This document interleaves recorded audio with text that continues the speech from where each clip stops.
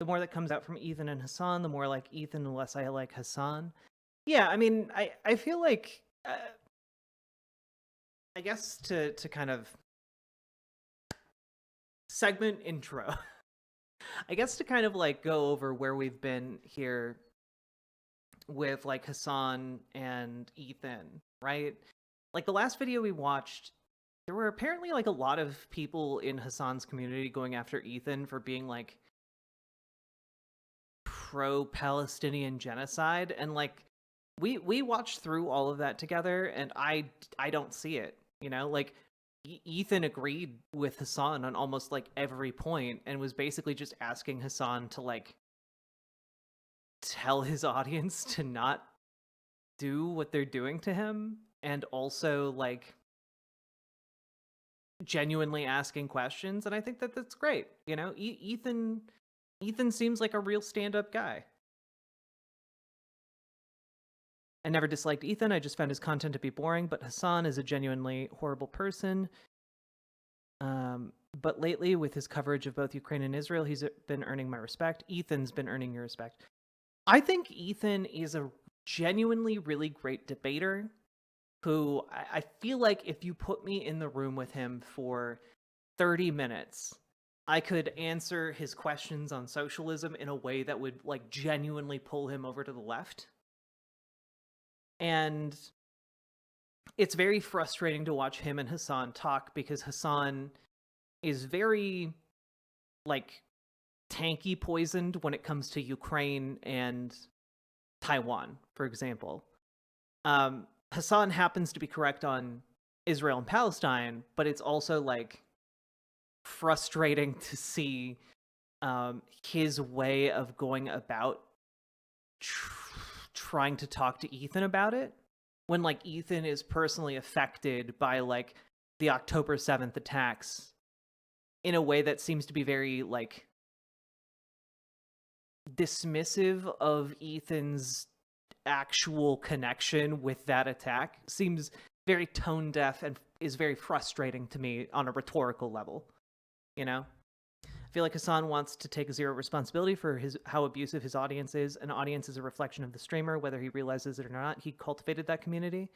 Yeah. I mean, yeah.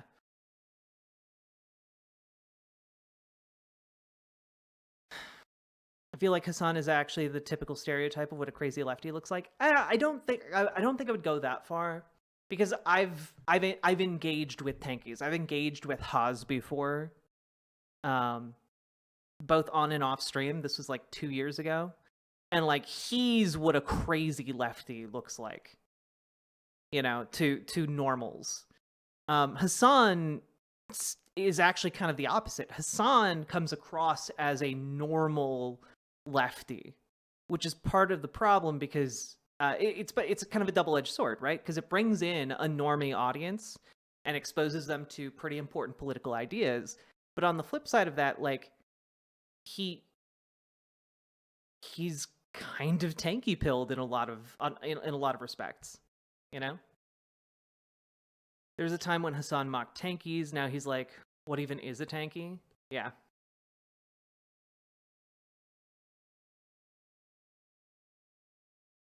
So anyway, we're gonna go over this, and I'm gonna play Ixion, and if I remember correctly, someone mentioned to me that Hasan makes Ethan cry in this debate, so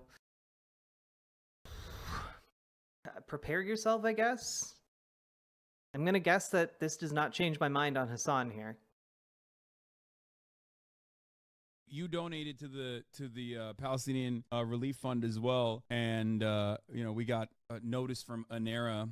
They're talking to all the other organizations as well, but we got a notice from ANERA that like some of those funds have already made its way into you know, medical supplies and food in Gaza. So that's great. That is awesome. I've been listening to your stream for like an hour. You know, I got a lot of from Israelis for donating because they're like, oh, it's just gonna go to Hamas, but you know. I looked into the charity you picked, and it is really highly rated. So I'm like, I don't really think this is going to Hamas. There's no way. You can't Also, even make donations like through Gaza to Palestinian aren't charities through like PayPal usually. Like it's already a very complicated process. Yeah, and I mean, what choice do you have? They need help, so it's Yeah, like you just pick the exactly. best option and hope that it gets there. But I'm glad it is getting there. Yeah. Um, Um, but yeah, these I are don't also know how to. authorized. These are also authorized charities by the Israeli government too. Like you can't Oh, that's operate. great. There you go. Yeah, That's even better. you can't operate inside of Gaza without obviously Israel allowing you to operate inside of Gaza. So basically, I wanted to talk about specifically the one state versus two state solution. And my approach to this when talking about it is purely pragmatic, and I'm trying to be realistic. I think our goals are aligned in that we want peace, a lasting peace, a meaningful peace. I know it seems like impossibly far away, but I do think there are certain starting points that we need to come from and agree on before expanding out from there. And one of them is this issue. You don't believe in a two-state solution. I'm I assuming used to because of all, be. I yeah. used to believe in a two-state solution. I was an advocate for a two-state solution, and I think like there are a lot of other people who Hey, also Kelsey used to Soloe. be two-state solutioners themselves that have changed their perspective dramatically over the course of the past couple For of the decades. settlements? Yeah, due to the settlements and the rapid. I will say that like I'm open to having my mind changed on a one state or two state path forward, but my main issue is I'm interested in stopping the wholesale like genocidal ethnic cleansing that's been going on for the past 100 years, and I know that like no solution at the moment is going to be perfect, and whichever one is the most expedient to getting us to the point where we stop this ethnic cleansing, I think that's important to prioritize. Expansion of settlements. I think Avi Shlaim is like another. Yeah, I mean, like that's the thing, right, Erica? The current way the Israeli government is formulated would not accept under any pretense a one-state solution that includes enfranchising how many Palestinians are in the West Bank and in the Gaza Strip. It's just not a thing that they're even willing to tolerate or consider, short of like facing complete and utter destruction by the world powers, right? A two-state solution, I think, is much more reachable. If it's obviously going to have a ton of challenges, but is obviously a lot more within the realm of possibility. Person that I can immediately call. He is a Iraqi Jew, famous Israeli scholar, part of the New Historians. First of all, I guess I'll say this. When talking about the two-state solution, I'll agree that there cannot be a meaningful negotiation here without like basically fully dismantling the settlements. And I would even be in favor of offering some kind of, restitution to the Palestinians that were evicted. That's a big ask, obviously. But I do believe that that is the right thing to do in this agreement. We can start from there, right? Well, reparations is not only a like moral right in this situation. I think it also is like logical to do, specifically so that there is like less tension and it's a more viable solution. And last but not least, reparations in this process is also a matter of international law. I guess the only thing that is up for contention is that the Israeli position on the matter is, we'll just hold off on negotiations as best as possible while we do settlements.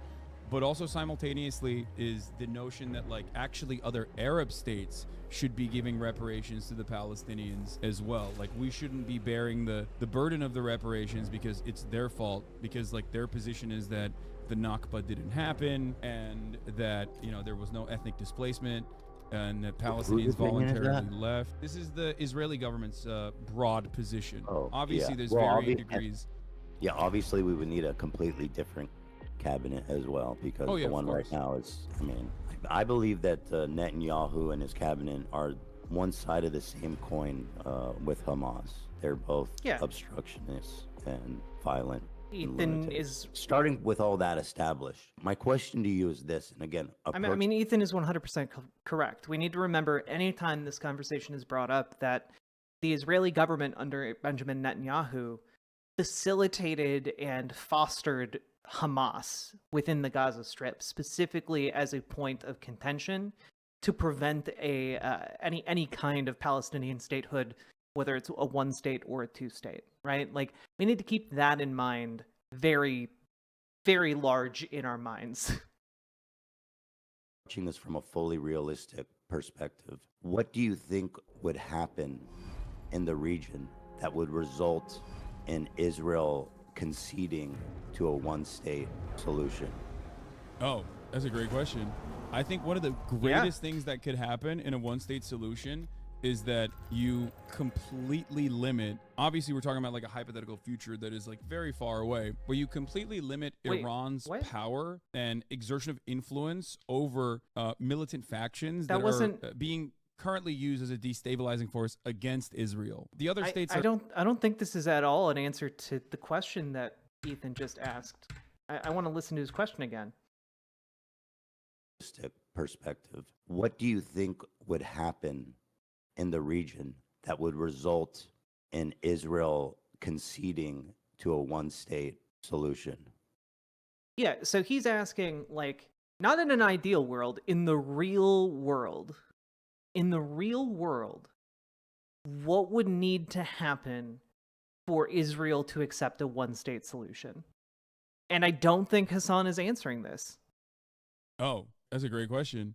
I think one of the greatest things that could happen in a one-state solution is that you completely limit, obviously we're talking about like a hypothetical future that is like very far away, where you completely limit Iran's power. Okay, but we're not talking about a hypothetical future. He's asking what would need to happen in the region to make Israel accept a one-state solution. Not what would happen if Israel became like a one-state state. You know, like what?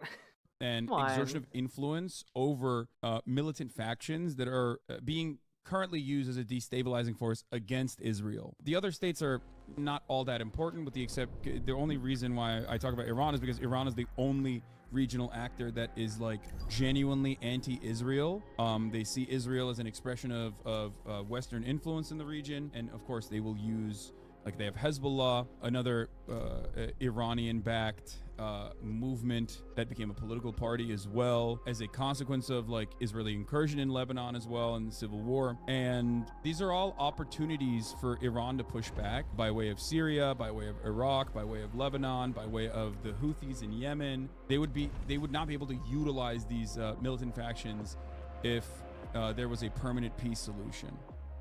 So I guess I'll ask the question again, because I'm not sure that if it was answered directly, but it was what do you think could happen in the region that would result in a one-state solution? I think that the normalization agreements would continue with the Gulf nation states, and that Iran's influence over militant factions within Palestinian forces would wither away, because there would be no necessity for their continued violent emancipatory efforts. And so you're saying that continued normalization of relationship between Israel and neighboring countries. Yeah, that was already, because a lot of the neighboring countries are already like, they're basically American client states to begin with. Egypt being a great example of this. Like, the Egyptian economy would not exist without America's like tremendous amount of help. Like, we give Israel a lot of money. We talk about that all the time, but we give Egypt even more money than that, right? Like, so Egypt is a great example of this. The UAE and Saudi Arabia, again, regional actors that have their own personal interests in the matter, but like they're not interested in defending Palestinians by any means. Regardless, they are absolutely America's solid allies in the region too.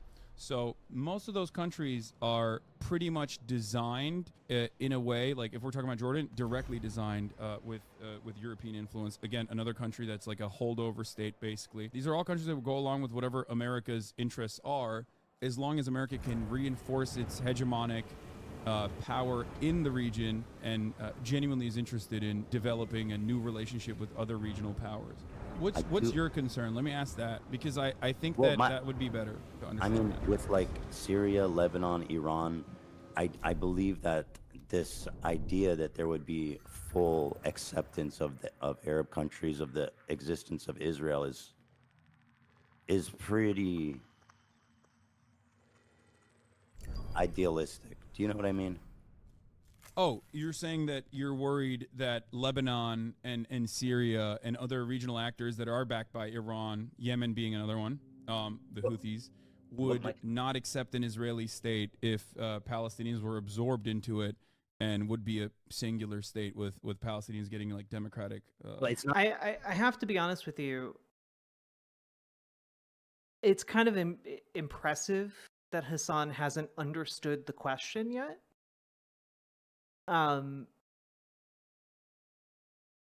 But what I'm seeing people in chat allude to here, like the America can fix this thing, that it's the inverse of American diabolism, right?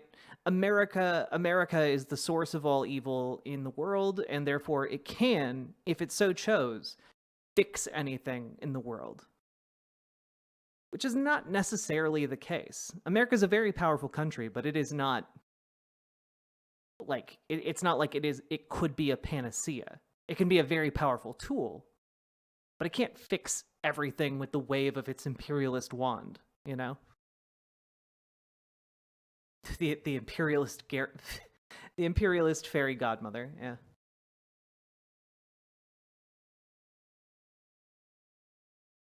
God.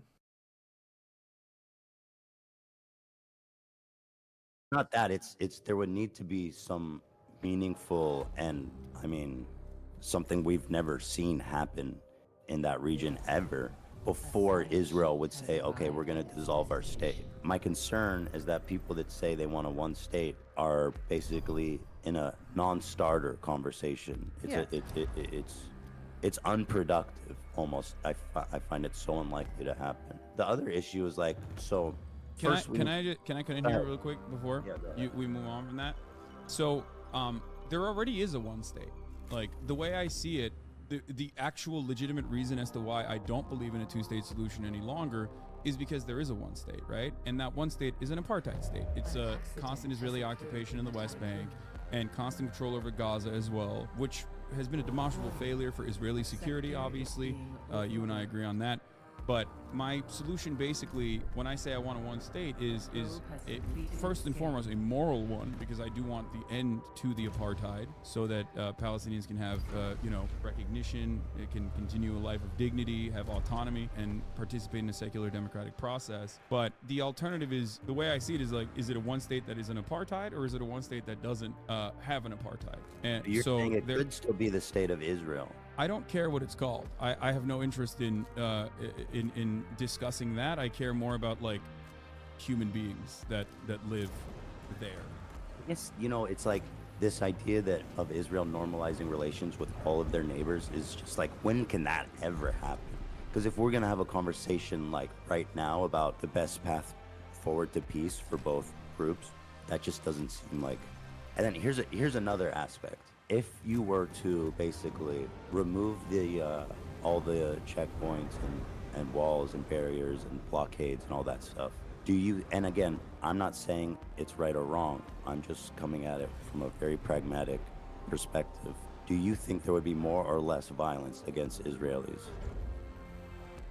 Wait, I'm sorry. In a one state solution, do you think there's more or less violence against Israelis? Is that what you said? I mean, that's not exactly what I said, but it's close enough. I think there are extreme things. It would be less.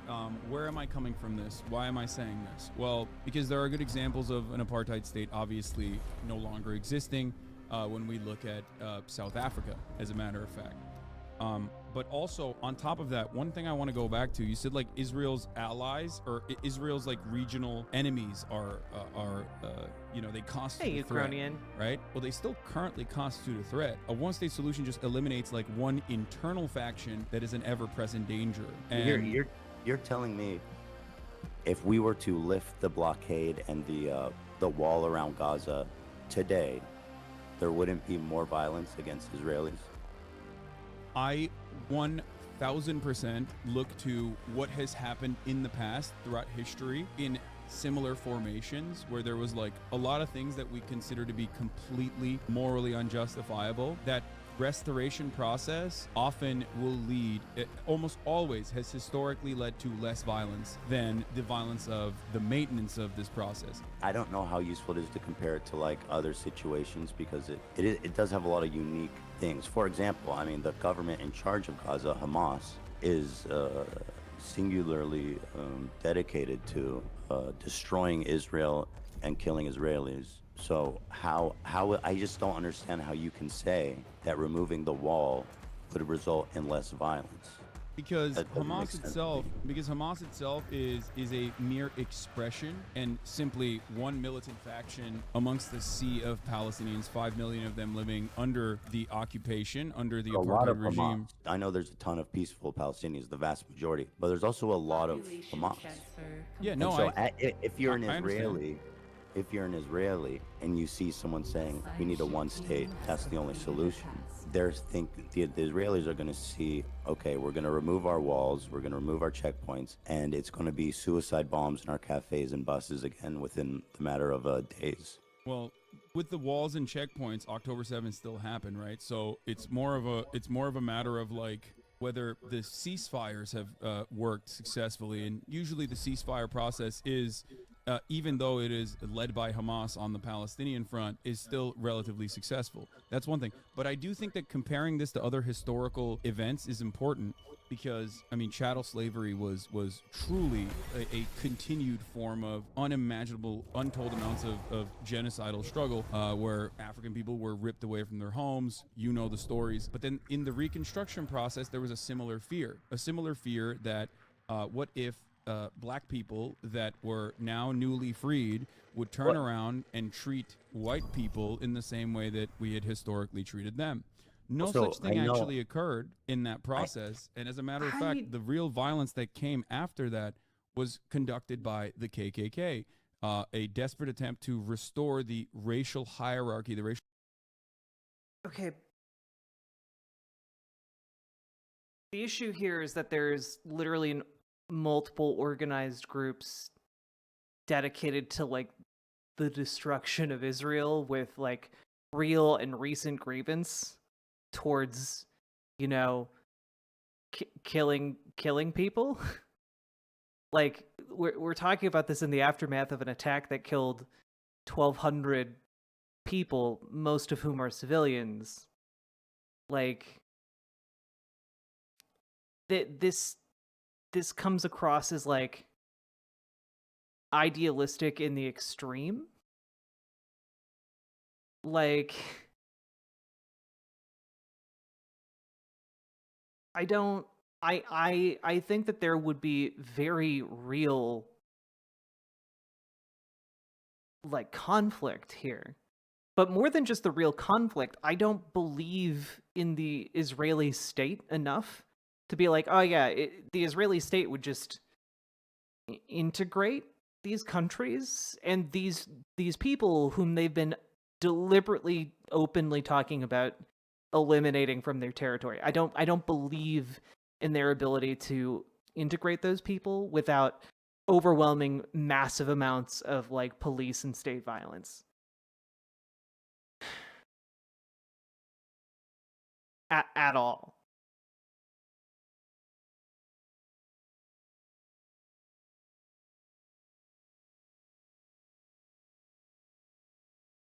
Yeah.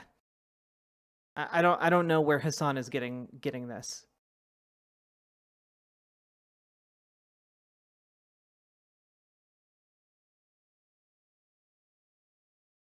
Racial pecking order in the South was established by the militant factions. I know there were isolated incidents of slave revolts where they kind of took over the plantation and killed the master and stuff, but I mean, like Nat Turner. has there ever been a organized group of black terrorists that were launching attacks on basically, I mean, civilian, I guess, whatever, Yes. but I mean, not, okay, who, when? Well, I just gave you one example, but then also specifically in apartheid South Africa, the ANC in the beginning of the 60s under Nelson Mandela decided to take up violent means because they had tried and exhausted all peaceful options of civil disobedience. Originally, they chose to oppose the apartheid by engaging in mass actions and trying to get mass arrests to cripple and dismantle the carceral system in South Africa. So that didn't work. Thousands were arrested. Then there was another riot where police opened up live fire and killed Thank you very much. 69 black protesters against the apartheid from the ANC. And then after that, there was a shift into more militant resistance against the apartheid, and the violence from the ANC, just like the violence from the IRA in the Troubles, was not only, it wasn't directly against I was asking about military American slavery, positions. but the truth is I'm not super. I've been learning a lot about Israel Palestine, and I don't know as much about like South Africa apartheid. So let's just stay on, I guess, focused on the, because I just to be frank, I don't know what you're citing, so it's not helping me much. Well, the reason why I'm signing that is because you said, like, is there a way? And I'm giving you historic examples that aren't that far off, whether it be the Reconstruction period, but that is too far off if you don't want to think about that. ANC's actions and activities that put Nelson Mandela on the terrorist watch list until 2008 were against civilian populations as well. They engaged in. Okay, so listen, I'll concede that it's possible as a result of what happened in apartheid in South Africa. But in Israel, as it is now, I don't think you could convince a single Israeli that removing the blockade and borders checkpoints wouldn't result in immediate violence against them. That's why I believe it's a non-starter. I don't think you'll ever convince Israel to basically dissolve their state and remake it as one state. I just don't think Israel would ever do that, ever. I don't disagree with you. It would never happen. The only way that would happen is beside force, which is why I asked in the beginning, what could lead to Israel willingly dissolving its country and agreeing to create a one-state country, short of just annihilating massive amounts of Israelis in an all-out war. I don't see any other way to do it. No, the way to do that the enforcement mechanism would be international pressure, but most importantly, the number one most important party at play here, the United States of America. Now, the reason why I talked about the ANC or South African apartheid is because Israel and South Africa were allies in that same time frame, and they relied on one another quite effectively during the Cold War as well. And also, I personally believe that Israel saw what happened during the South African apartheid and vowed not to repeat those mistakes in order to continue being a ethno-state, a Jewish ethno-state, and maintain an apartheid structure in occupied territories. That's the reason why I think it's important to draw this parallel. And it's also important because that's how international pressure worked in that situation. It's a very successful and very recent example of an apartheid regime ending with international pressure, specifically with American sanctions. What's up? You think with international pressure, Israel would dissolve their country and create a one state? With international pressure, Israel would do anything that, not even international pressure, but just American pressure, Israel would do anything that America wants. I think it's important for you to understand. No. That will never happen. And I say... literally... Benjamin Netanyahu has said publicly, if America rescinds their support, that does not change the policy of the Israeli government. He straight up said that. Now, America has a lot of leeway over Israeli politics, for sure. A lot of leeway over Israeli politicians.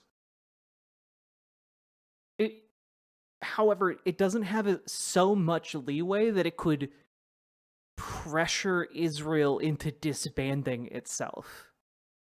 What is this argument?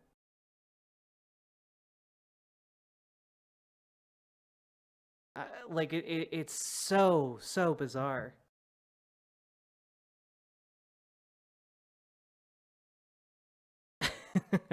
Appreciate it, Kyryu. Also, chat, we have now been streaming for an hour. If you are finding this relaxing, entertaining, my commentary insightful, consider hitting the follow button on Twitch, hit the subscribe button on YouTube, like the stream, and consider dropping some subs or donos, especially over on riverboat.gg, because those help me to live, and the holiday season is here, and I need to be able to afford my Dami Mommy outfits and Christmas presents for my loved ones. and you know, also being able to like pay rent and eat food. Those things are nice too. Say this not from a right or wrong perspective. I'm just saying this from pragmatically. I know Israelis. I've lived in Israel. That will never, ever, ever happen short of all-out war. They will never give up the country, ever. It will never. It's 0% chance. No, I understand that. I know that there isn't a willingness. Do you understand that? Because you just said something that's really dumb about a country where military service is compulsory.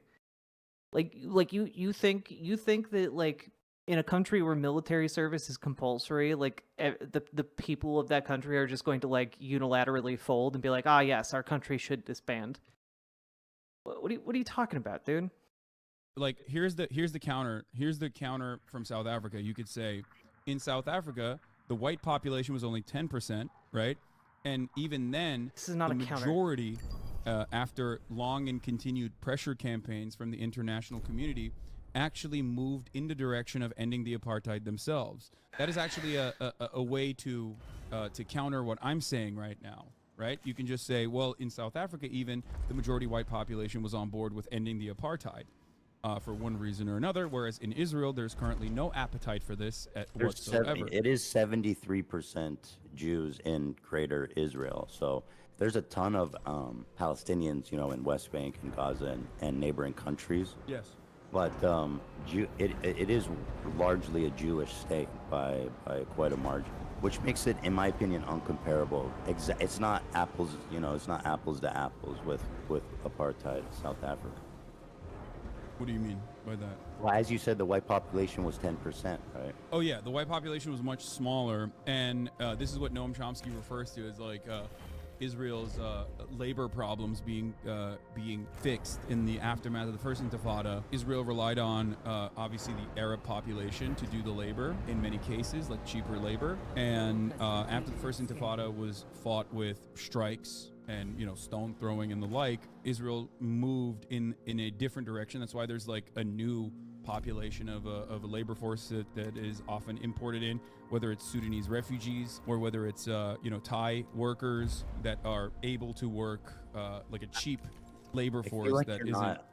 I feel like you're not understanding or not understanding. I don't mean to say it in a condescending way. I don't mean like that. I just mean like you're not engaging with this idea that Israel will never give up its state short of all-out war and violence. It's not about Israel giving up its state. It's about Israel dissolving the apartheid structure and allowing Palestinians to also be a part of its democratic process. So then that's what and I go do back understand to. that there is an appetite. I do understand that there is.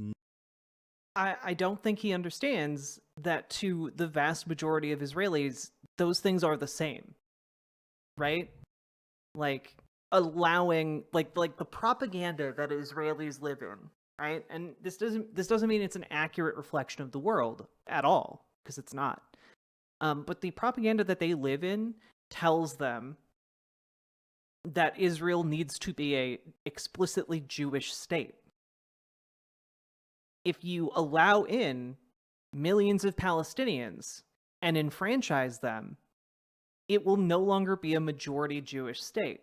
Like the existence of the Jewish state that they talk about in their propaganda is predicated on keeping Palestinians out and disenfranchised. Like, they view one of the core parts of their system of governance as being their theocracy. So to say like, oh, a dismantling of the apartheid state and like enfranchise Palestinians, part of the problem there is that to most Israelis,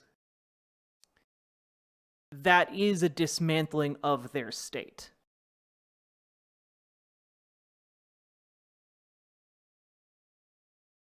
No appetite in Israel whatsoever from the 73% Jewish population especially in doing such a thing. I totally get that. There's two considerations here, or three actually. One is the moral one. I think you and I both agree that is like that would be a good thing, right? Ending the apartheid would be a good thing. The second consideration is a matter of international law, and the last one is obviously what this would look like in practice. So when I talk about the morality of the situation, I think you and I are both in agreement. But when we're talking about it in a practical application, you have concerns, but concerns that revolve around Israel not wanting to do this and fighting against it tooth and nail, right? They will literally, it will never happen. I completely understand what you're saying. I agree that as it stands currently, that the Israeli government would refuse to do this. The Israeli population would not be receptive. Everybody. Yeah, the Israeli population would not be receptive to it. Ultimately, it still doesn't change the reality that this would be an ethno-state, and there's pressure campaigns that could work from the international community that could sway the Israeli. I don't think. Dude, you can. It doesn't matter. Whatever sanctions you can dream of, you're not gonna convince Israel to dissolve their borders. You have to and again, I'm not justifying. I'm not defending anyone. I'm only speaking pragmatically about where do we start talking about this conversation of peace. Another thing you have to understand is that a ton of the Israeli population are people who escaped the Holocaust. And when they came down there, they bring generations of paranoia and persecution. And so there is, I believe, a widespread belief held by nearly every Israeli that if the borders would dissolve, if the borders would come down, there would be a massive genocide against Jews. And that they believe that. And I don't know necessarily to what extent that might be true, but I can tell you for sure that that's what they hear when they think one state is basically a bunch of Israelis being massacred.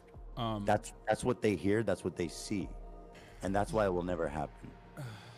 Okay, so the paranoia that people have, or Holocaust survivors have especially, is, I guess, important for the practical application of the matter. But I'll give you an example of the government moving in a direction that the people actually don't want the government to move in, at the behest of the United States, or even sometimes moving in the direction that people don't want it to move in, but then still engaging in it. Like the rapid settlement expansion is something that is often contentious and has been very contentious throughout time. Government doesn't really factor into considerations like what the broader liberal Israeli society thinks about the matter. They just keep building the fucking settlements and populating these areas, right? And the opposite has happened as well. In a time when, according to the Israeli Democratic Institute polling, I believe 80% of the Israeli Jewish population believes that there's no need to consider Palestinian lives in the last siege in Gaza. The government has taken steps that some people would find to be inappropriate in opening up humanitarian corridors so that you can bring in supplies. Defense Minister Yoav Gallant was asked the question in the aftermath of the first day of the Rafah border opening so that they could bring in trucks and trucks of supplies into Gaza. They were asked, "Why are you doing this?" To which Yoav Gallant responded with, "What can I do? America told me I have to do this." In 2021, Joe Biden called up Netanyahu. What's up? Letting humanitarian aid through Rafah crossing, comparing that to dissolving your sovereign border. Come on. No, of course. It's not a one-to-one comparison at all. I'm simply stating that something as minor as that, all the way to ending a siege is entirely up to the United States and what the United States is letting Israel do and allowing it to do. What pressure could the United States exert over Israel that would be so powerful that they would say we have to dissolve our country? First of all, I don't believe that this would be a dissolvement of Israel as a nation state. It would simply allow the Palestinians that are currently under occupation to be also a part of the democratic process. And it also would not happen overnight either. But if you're asking me the question, it's sanctions. It's the shutting off the money faucet. It's shutting off bombs. I mean, we were just looking at it. You said you were watching the stream earlier, so you probably saw this already. But we shipped 2 different mobile Iron Dome trucks into Israel. We are consistently shipping in Mark 84 rockets into Israel so that they can directly use this on the offensive, by the way. This is not even a defensive weapon that they have. This is specifically so they can engage in offensive posturing in the Gaza Strip. So without America's involvement, Israel would not be able to behave in the ways that it has so far. America could just as easily tomorrow, with one phone call, call Bibi Netanyahu and say, enough, cut it out, you're done. Joe Biden has done this in 2021. Even Ronald Reagan has done this in the past. George W. Bush has done this, or George H.W. Bush, sorry. Your statement is that if America stops selling Israel bombs and arms, then they will, I say dissolve the country because, again, that's how the people in Israel are going to view this. It won't be the same place, for them. And to them, their security is paramount. We're not selling the weapons, we're just giving them weapons. Okay, so you don't think that Israel could get bombs from other places? Certainly, but Israel is our ally, and Israel relies a tremendous amount on U.S. aid, right? To the tune of $4 billion, but also Israel engages in a lot of trade. For example, in 2013, Israel was offering weapon schematics, U.S. weapons to China. America stopped that, right? So like Israel does have global partnerships, but many of those global partnerships are still almost entirely managed by the United States. So the way I see Israel is not necessarily like an independent nation state, but simply an American state, a very important state too, like not like fucking Montana, like an actual American state that Americans care about. More like New York. We love the people from Montana. We kid them, but we love them. I genuinely believe that Hasan would kill every person in Montana if he got him, I don't know, one new video game. I don't know. I think that Hasan genuinely does not give a single shit about anybody from Montana. He wouldn't kill them. I'm just that was too far and hyperbolic, but I genuinely do not think he gives a single fuck about Montana or anyone, frankly, in a flyover state.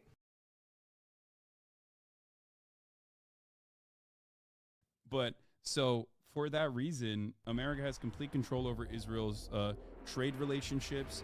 There are obviously times when, some Israeli actions will over leverage or overextend itself that like Americans will get mad at. But ultimately, they're still fine with it. Like Pegasus. Are you familiar with Pegasus is? Yeah, of course. And Israel, and I'm sure there's lots of other countries that would happily love to use that in exchange for any fucking thing that Israel wanted, if there was to be their ties to be severed. Yeah, so like America has been very critical of the Pegasus software, right? Like this is so invasive, the surveillance technology, and yet America also uses Pegasus. So like it's almost always this like, hey guys, don't do that, and like finger wagging publicly while simultaneously helping Israel continue doing whatever it's doing because it's America's influence over Israel is great, but I think it's absolute. I mean, Israel was fighting to defend itself before America gave a fuck about the region. So I genuinely think that it will never happen. Even if America was like, I'm cutting your aid, this relationship is over unless you open the borders and create this new state. I think before America it was the British. Before America, I think it was the British. And after the British were gone, after the Palestinian Mandate, and the British said, fuck this, I don't want to deal with this shit. The Jews were fighting to defend themselves and their new place in that area from the very beginning, with no help from anybody. That's not true. They were shipping in weapons. Even under British occupation, they were still shipping in weapons illicitly. Yeah, because the Jewish people who were there, who had organized into groups like Lehi, were buying the weapons. They weren't being shipped in like out of some kind of like international interest. They were being bought.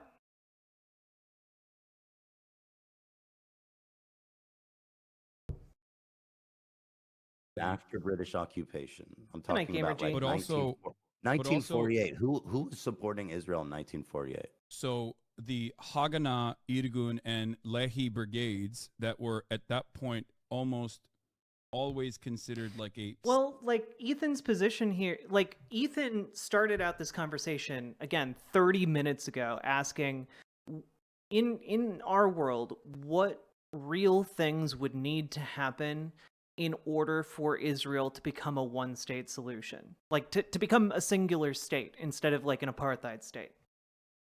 And Hasan has just been saying, oh, well, America will just pressure Israel into dissolving itself and become a singular state that enfranchises Palestinians. And they'll do that simply because America tells them to and applies pressure. And Ethan's like, oh, but like in reality, how will this happen? Because I'm telling you, I know people in Israel and I know how life is in Israel. They aren't going like the people that live in Israel are not going to like allow their state to be dissolved short of like incredible violence. So like in reality, what would need to happen, and Hasan just keeps going back to, America will simply pressure Israel into like getting rid of the Jewishness of the state, which is again the foundational propagandistic concept of the state of Israel itself. So like to many if not most Israelis, that would be tantamount to, you know, dissolving the state, even if that's not the particulars that Hasan means. But I can't tell what the particulars Hasan means because he's not really going into any particulars. He's just going back to, well, America can simply apply diplomatic pressure and that will cause the entire state apparatus to dissolve.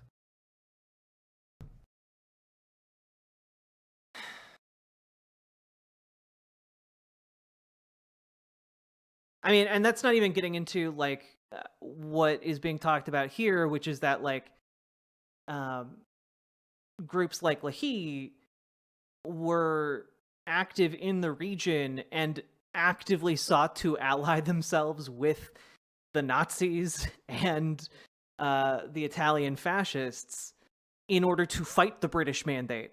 like if we're going to go back to that time period, it was a crazy ass time in that area. I mean, I don't, but like, what are his points? Can you like, Razorback Bastard, can you break them down for me? Because honestly, all I'm getting out of this is America will wave its magic imperialism wand and Israel will simply completely realign its entire state apparatus. And I don't believe that that is the case at all. I given all of my information on this region and this country, I do not believe that to be the case.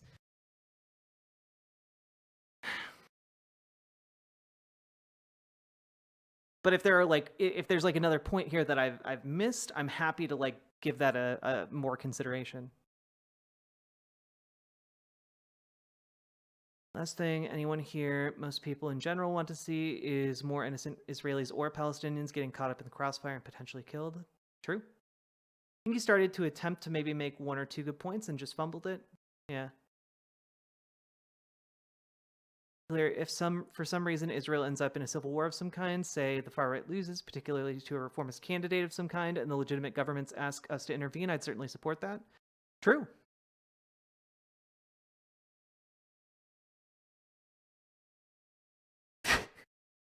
Oh, Matt at the Yahoo! I forgot about the one state solution button that's under the Oval Office desk. I forgot about it. Clinton actually jammed it up with gum. That's why we haven't had a one state solution yet. Forgot about that. That's the Diet Coke button. Oh yeah, Trump relabeled it for Diet Coke. God damn it. I can't believe it. I can't believe that's real. God damn it.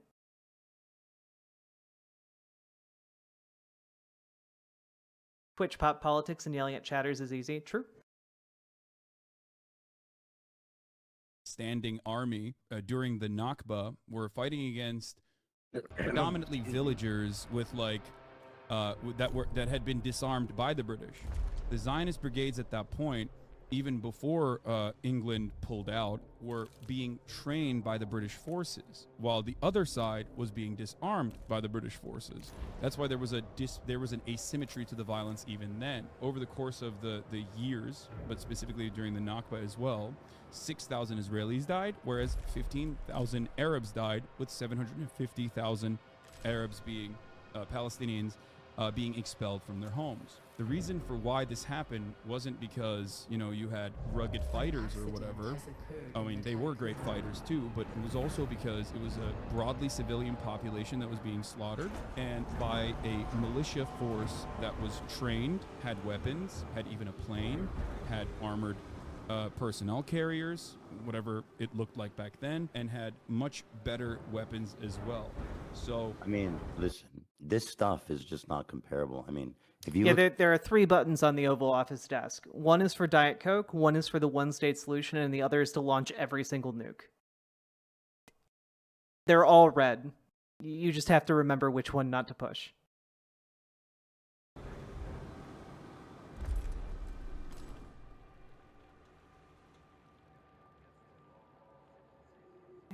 Wait, why aren't people eating in Sector 6? The hell? You guys got food?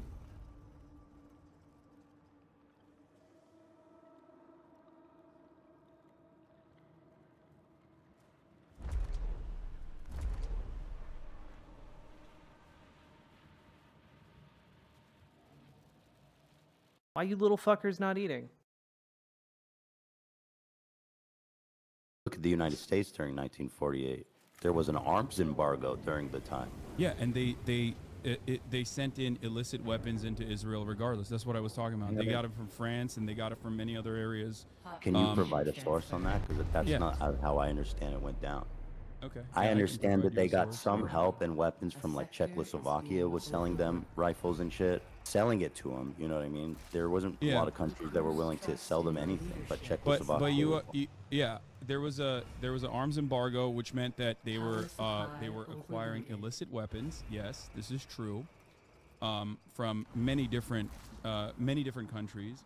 However, beyond that, they also had access to British arms as well. That's why they had like armored personnel carriers, tanks. I mean, the Egyptian army was considered one of the best at the time of that war. Not necessarily, it seems, but Why? Because they lost, but they were. I mean, they were considered What? one of the best Yeah, armies they in the were world, considered which is one of the why best. the war was so thought to be like, oh, this is going to be an easy dub for the Arab countries. I do not think that they were a really good standing army at all. They were I think considered that, one of the best. On what? The overarching.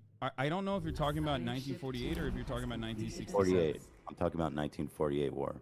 I think there is a little bit of confusion with what you're saying, because what you're describing sounds like 1967, because in 1948, like the Egyptian army that you're referencing in 1948 is not like a serious one. No, I'm talking about 1948. I think Egypt was considered like a military power, especially in the region, and a fairly well-trained army. But I think we're kind of, to go back to the original point, so I don't want to drift too far off topic here, is that Israel, if it has to, will definitely go its own way before dissolve its borders. I really want people to understand how impossible, how that will never, ever, ever happen. And again, not defending them, I'm not justifying anything, I'm just speaking pragmatically. You have a people who are coming from this systemic genocide, coming and getting their own borders here, right or wrong, again, just being pragmatic. They have a massive, well-trained standing army of the whole country. They have nuclear bombs. They're fucking crazy, dude. And they do believe that dissolving the borders would be a second genocide. They believe that, all of them, almost all of them, I'd say. And so you have to reckon with this reality that with the one state, it's impossible. I understand it, and that's why I said it's not going to happen overnight. It's not like, all right, everybody, like it's a one state now. Like that's not how this works, right? But a international commitment in the exact opposite direction has to happen, and it has not happened thus far. Well, then a good question even then is like, do you ever even think that's possible before we can even get to the idea that we need to exert pressure on Israel from foreign forces? I think that there's a reason why there is a steady flow of propaganda into the Western world that the Israel Foreign Ministry cares about a lot, because they want to maintain a posture that is broadly supported by the Western world. And I think that dam has been breaking since 2021, once like B'Tselem, Amnesty International, Human Rights Watch also all officially declared Israel to be an apartheid state. In my opinion, it was, decades late. But yes, over time, as the brutality of this regime continues to get worse and worse, more and more people will, in my opinion, keep continuously protesting Israel's actions and will push to get Western leadership to pull support away and ultimately even move in the direction of sanctions. This kind of timeline are we thinking here? I'm not entirely. I don't know. I don't know how long this will take, but I won't stop fighting for it. It doesn't go on that long. It sounds like that's a really long plan.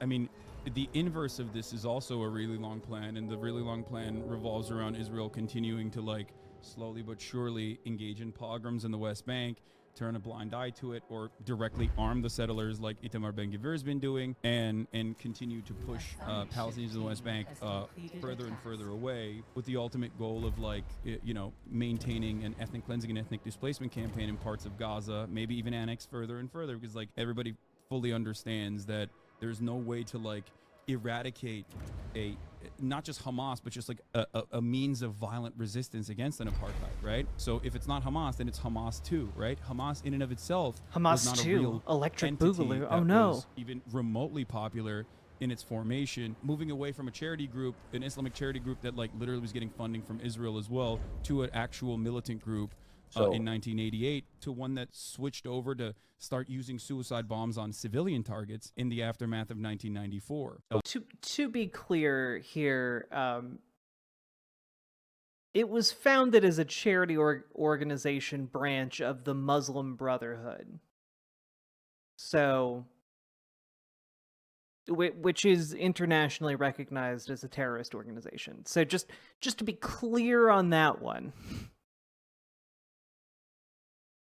I know they're speaking from a pragmatic point of view, but I hate that even when discussing how to solve this, we always worry about how Israelis are going to react to this and how safe they're going to feel, while Palestinians will always get shorter end of the stick, and it's their land and homes that were stolen to begin with.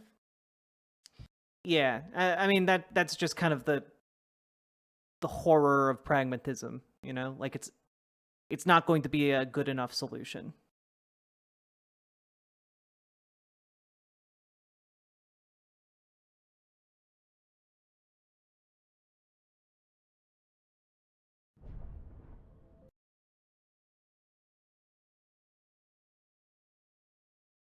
The one thing I learned about Hamas, because it's easy to look at Israel and look at all the obstructionists to peace.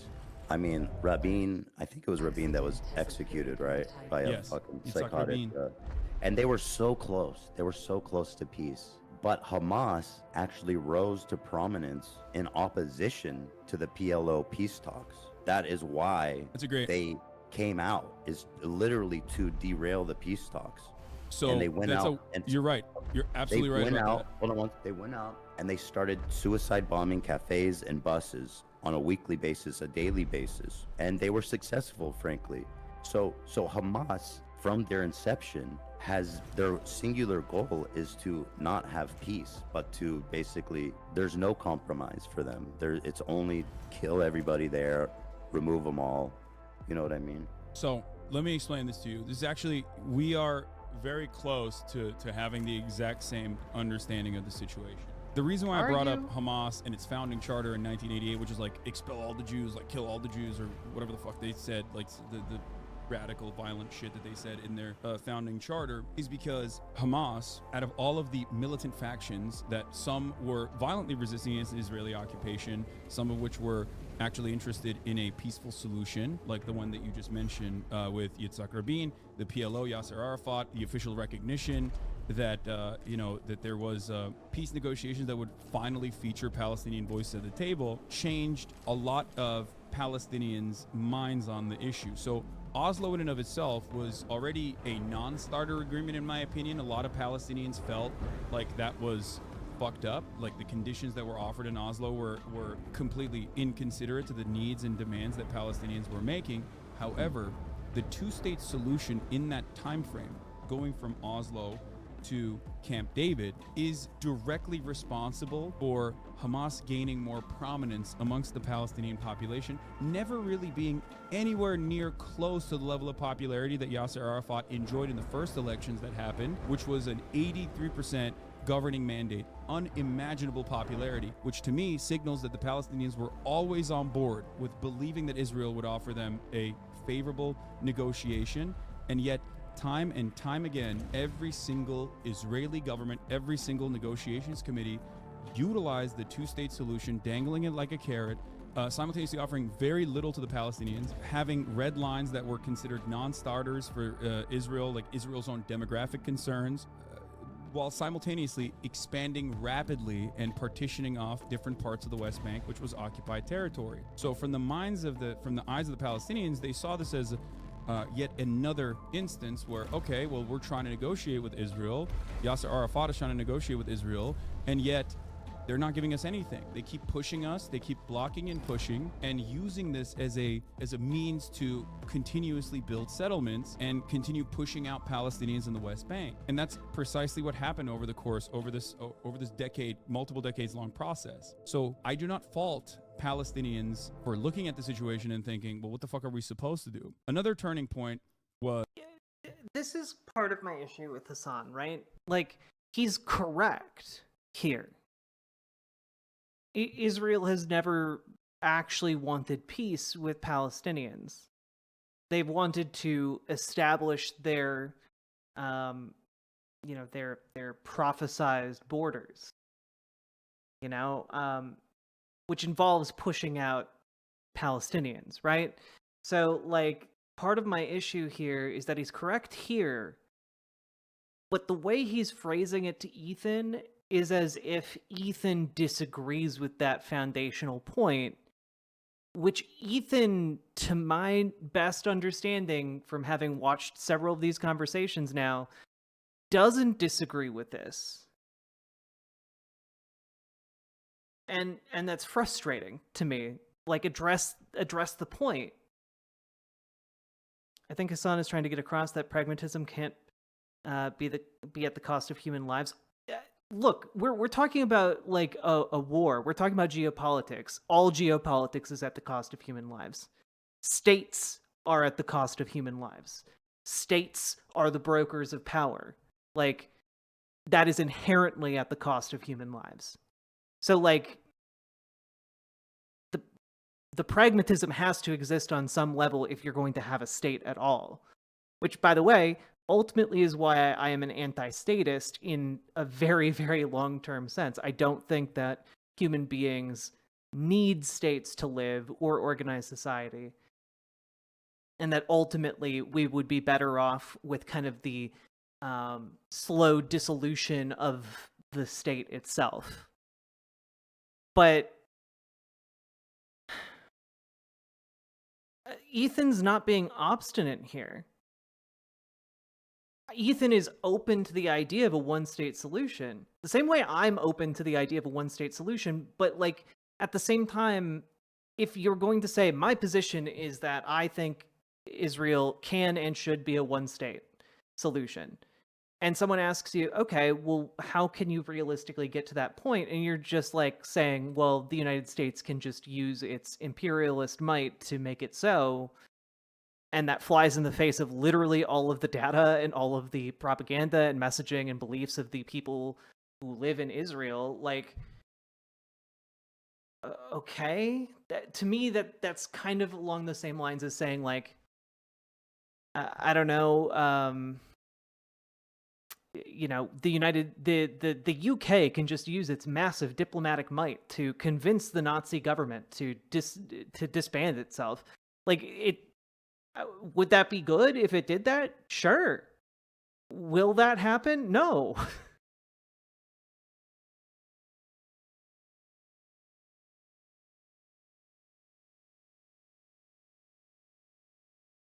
Why anti-statist instead of anarchist? Mostly because I think that I think ultimately my goal is some form of anarchism, but I don't know how to articulate how you would keep, like, the logistical lines of the world running to have the same level of living standards that we have now. All I'm saying is that in a long-term sense, like, I think, you know, the same way you maybe couldn't imagine capitalism if you were like a serf 2,000 years ago laboring under the Roman Empire. You know, I'm thinking I probably don't have the ability to conceive of whatever advanced society might have in 2,000 years that might not have a need for states to organize society. That's all I'm saying.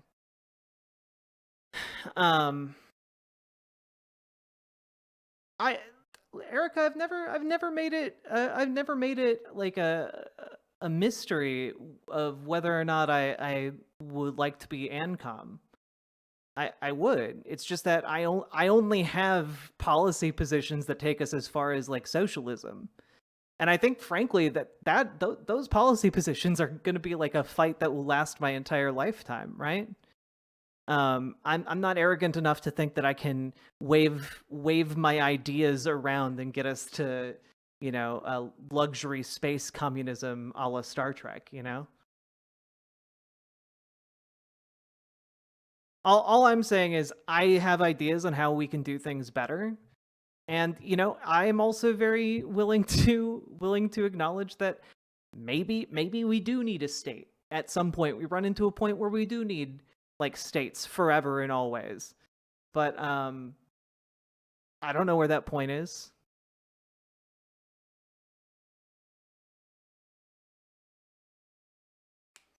I'm not arrogant enough to read theory and think it's magically going to happen. I got real world issues to face. Exactly.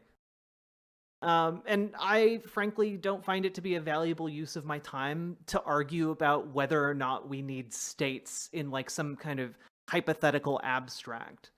I'd rather talk about the issues we have here and now than like my personal prognostications about society in 2, 3, 4, 10,000 years. You know? My point is the West installed Israel in that place and then went completely hands off. We have to do some consequence for the genocide because, like, long term, Israel as is can't go on. My frustration, I guess, is that Israel is able to play both the victim and the bully and no one fucking does anything about it. Probably just shouting at clouds. I mean, yeah, I would say that you probably are shouting at clouds because when you say, like, people need to do something about it, there needs to be consequences.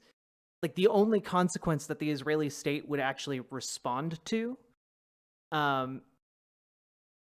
would in terms of like dismantling itself to become like a one state solution type scenario would be like an invasion. And that's not on the table right now.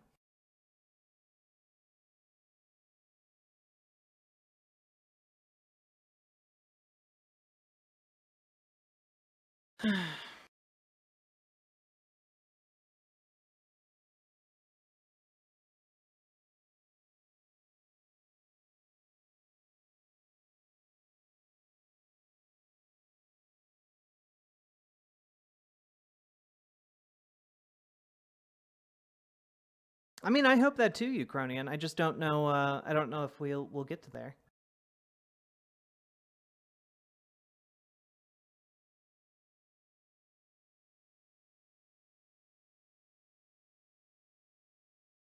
Wait, why are we arguing about decentralization in the chat? Why is that a thing? Why you guys arguing about that? It's because I said in like the long term of like 10,000 years from now, I don't know if we need states.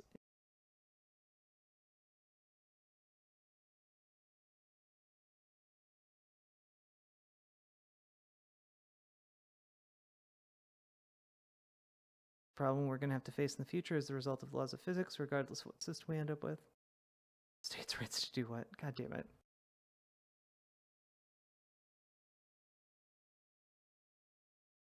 Decentralized chat. We kind of have decentralized chat in a lot of ways.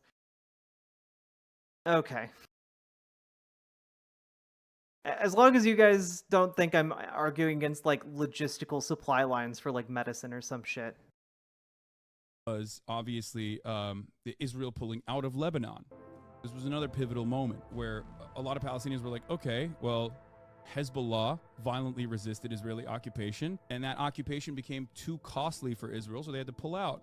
Meanwhile, on the other hand, we are still occupied, and our leaders are trying to work with Israel, and the leaders that are trying to work with Israel have been given weapons, have been given training, and then they use those weapons and that training to maintain some semblance of civil governance, but that civil governance isn't actually real civil governance. It's simply being used against Palestinians. So that is the reason why Yasser Arafat's influence waned.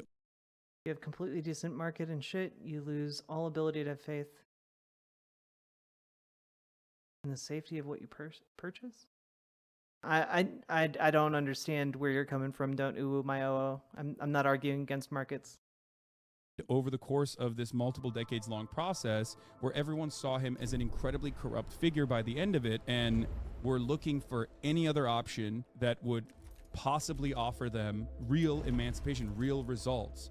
The goal for both Hamas and any other violent movement has never been to like, oh, gotcha. Okay, I was confused. Jewish person around the world or whatever, and it's always to make this occupation as costly as possible. This does not mean that they're good guys. I would not say that. I do not agree with Hamas. I think that their actions were very brutal, especially on October 7th. But having said all of that, the goal always is for them to make this occupation as costly as possible so that Israel cannot maintain it. Right. But again, without drawing conclusions about who's right and who's wrong. Broadly, I agree with the Palestinians. I think it's worth saying in terms of them being fucked over, obviously the hardest, and being the most entitled to peace and reparations and lands and stuff. But again, let's go back. So Hamas was created in opposition. You say the peace talks back then wasn't even realistic. So yeah. This is during the most magnanimous time in Israel's history, where everybody thought peace was possible. And even the beloved prime minister, who was considered a dove, this was the offer. And so, again, not good enough. However, well, yeah, looking at now, I'm just being real. Like, you have to see how impossible it is. It's just a non-starter. It's just a non-starter with Israel. It will just never, ever, ever happen.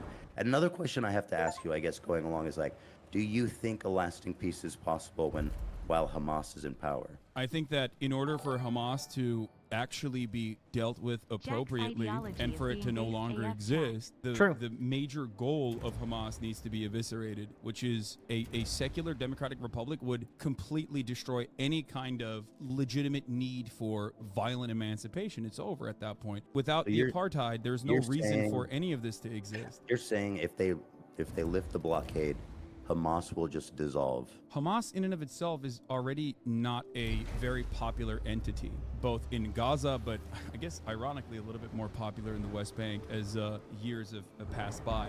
The only group that is less popular than Hamas in the eyes of Palestinians, however, is the Palestinian Authority.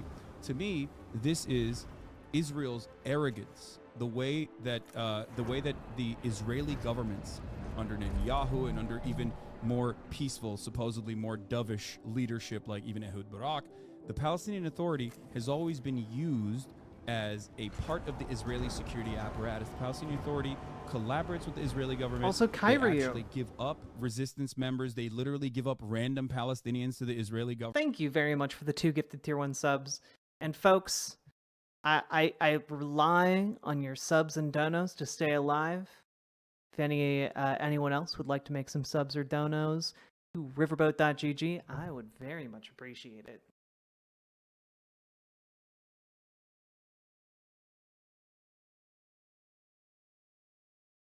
Yeah, and exactly, Valhalla Vidya. Like, I'm arguing for practical politics, and like in the long term, sympathize with ANCOM like ideology, you know. But in like the sense of like literal ANCOM. Cries and broke bish. It's okay, trans girl Jade. We got you. Government, so they can be unlawfully detained. This, of course, has... I do think it is very bizarre that we are now 42 minutes in and he hasn't yet answered tangibly how would a one-state solution happen. Just that a one-state solution would be a good idea, which I agree with. I just don't know how we get there, which is the problem. Created in the minds of Palestinians a anger towards like the one group that is supposed to be collaborating with Israel. Israel had every opportunity throughout this time frame to show that the secular Fatah party was actually not simply a cutout that is simply there to oppress Palestinians, but with a Palestinian face, but instead like offered genuine security assurances, genuine security commitments, and a good faith interest in like not continuously expanding in the West Bank. But they didn't do that. They did the exact opposite, dangling the two-state solution as a carrot while simultaneously continuing on with their expansive policies in the West Bank. I don't believe you answered the question. Do you think a lasting peace is possible while Hamas is in power? Hamas will not be in power if there is lasting peace. That's my point. Okay. So you're saying, well, no. The lasting peace doesn't come first. First, you have to deal with Hamas. You cannot deal with Hamas by bombing Gaza. You can only deal with it in it's a political problem. But how do you do politics with a terrorist group like Hamas? Well, Israel has done politics with Hamas many times over. There has been ceasefires in between time and time again. So that's not even even if we're having this conversation, well, Israel itself has been able to. First of all, agreeing to a humanitarian ceasefire. No. I'm not talking about like a humanitarian pause. I'm talking like ceasefires in between different sieges that have occurred into Gaza. Okay. The ceasefires is different from having a peace Hey, partner. Shaytastic. Yeah, this video is hurting my brain That too. is one form of negotiations, is what I mean. And so also, not only that, it's such a big difference. You can't. Okay, wait, I need to hear what Ethan said again. with Hamas many times over, there has been ceasefires in between time and time again. So that's not even even if we're... To be honest, I don't think he knows exactly how to get there, but he's showing it's possible with South Africa as an example. Yeah, but the issue with the South Africa example is that, like,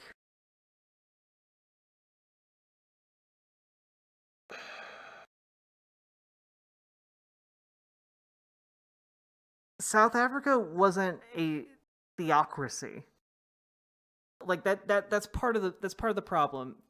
South Africa also wasn't a fascist dictatorship, you know, or like half a centimeter away from being a fascist dictatorship. Right? Like, I feel like what's going on in the Gaza Strip right now indicates like genocidal intent in a indicates like what the long-term purpose of the last 75 years of like settler colonialism has been all about. And there's literally no sign of that stopping. Like, you can look at the opposition within Israel itself to these things, and it is extraordinarily weak, especially compared to the outpouring of support against the judicial reforms that Netanyahu was trying to sneak through that would have made him effectively a dictator.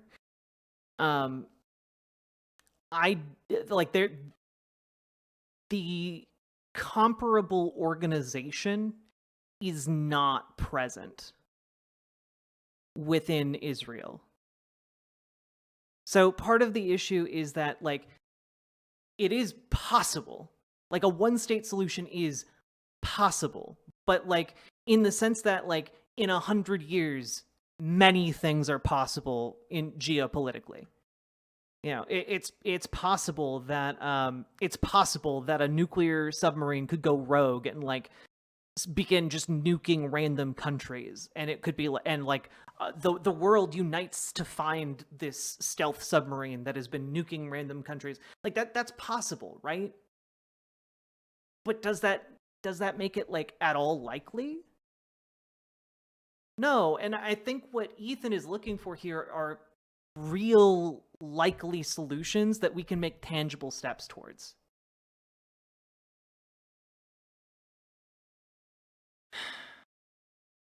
And yeah, Motaku, like that's kind of my position as well. Like, a one-state solution, I think, is only possible with external military intervention against Israel, and I don't know that is going to happen from any side, let alone from like the United States.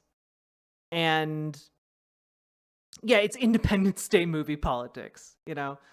But a two-state solution I could see happening with diplomatic pressure on Israel and the world, you know, as applied with the United States. And that's kind of my issue, is that he's making the argument for a two-state solution that is much more in the realm of possibility, as flawed as a two-state solution would be. But he's framing it as a one-state solution that is just hypothetically at some point in the future, when like the Biden administration is clearly right now attempting to negotiate a two-state solution endgame for the current invasion into the Gaza Strip. So like, well, on the one hand, we have like a real thing that is tangibly within grasp that would provide some protections against the settler colonial genocide that's been going on for the last century. And on the other hand, we have like, oh yeah, maybe in like 100 years, 200 years, we'd get to a point where a country is going to invade Israel and dismantle the fascist state in order to create a one-state solution. And like, this is part of my problem with this conversation.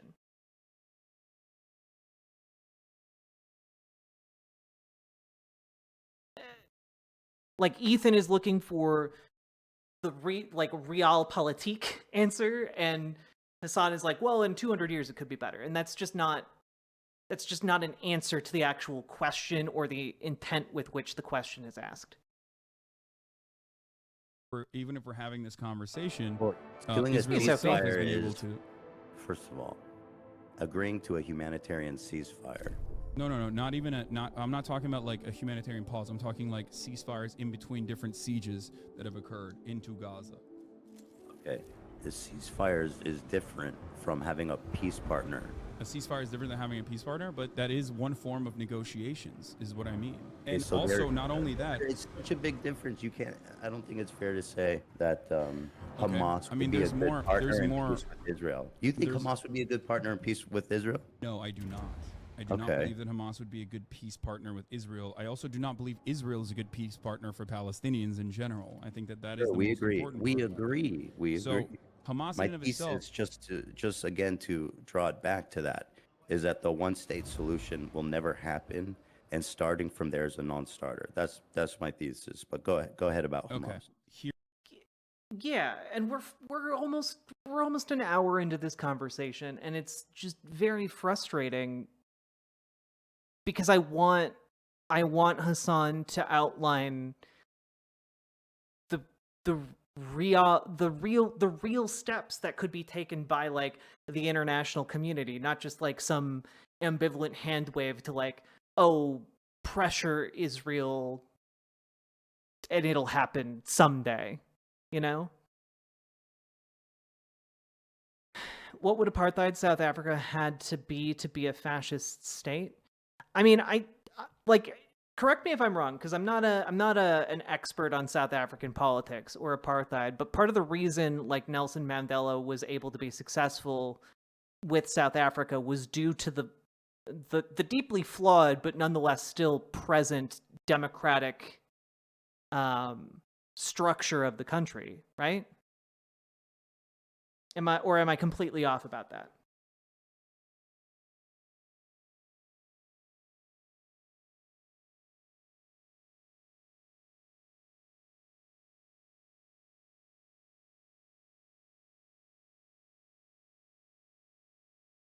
I fully recognize that I am not an expert on South African apartheid, but that was my understanding. Problem solution I keep running into talking to leftists is that they rely almost entirely on America's ability to pressure other countries. Yeah. Here is what is important to understand.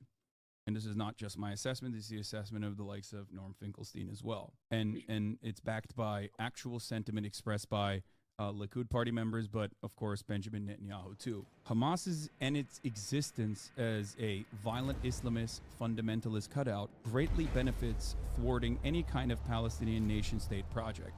This is not my design, this is the design of the Israeli government. This is something that Benjamin Netanyahu has openly mentioned time and time again as well.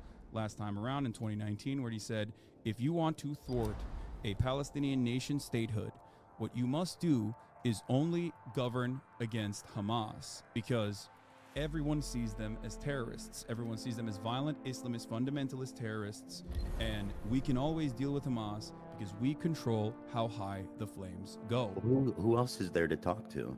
First of all, there are actual leaders within the Palestinian movement that you could prop up, like the Palestinian Authority, instead of utilizing Fatah as that's what that's what they want to do. But like, I mean, no, they don't want to do that either. They want to. I do need to say that, like, from what I've seen, most Palestinians also despise the Palestinian Authority, viewing on the basis that they view it as incredibly corrupt and not actually operating in their interests whatsoever. My dude, thank you very much for the raid. Welcome, Raiders. Get cozy.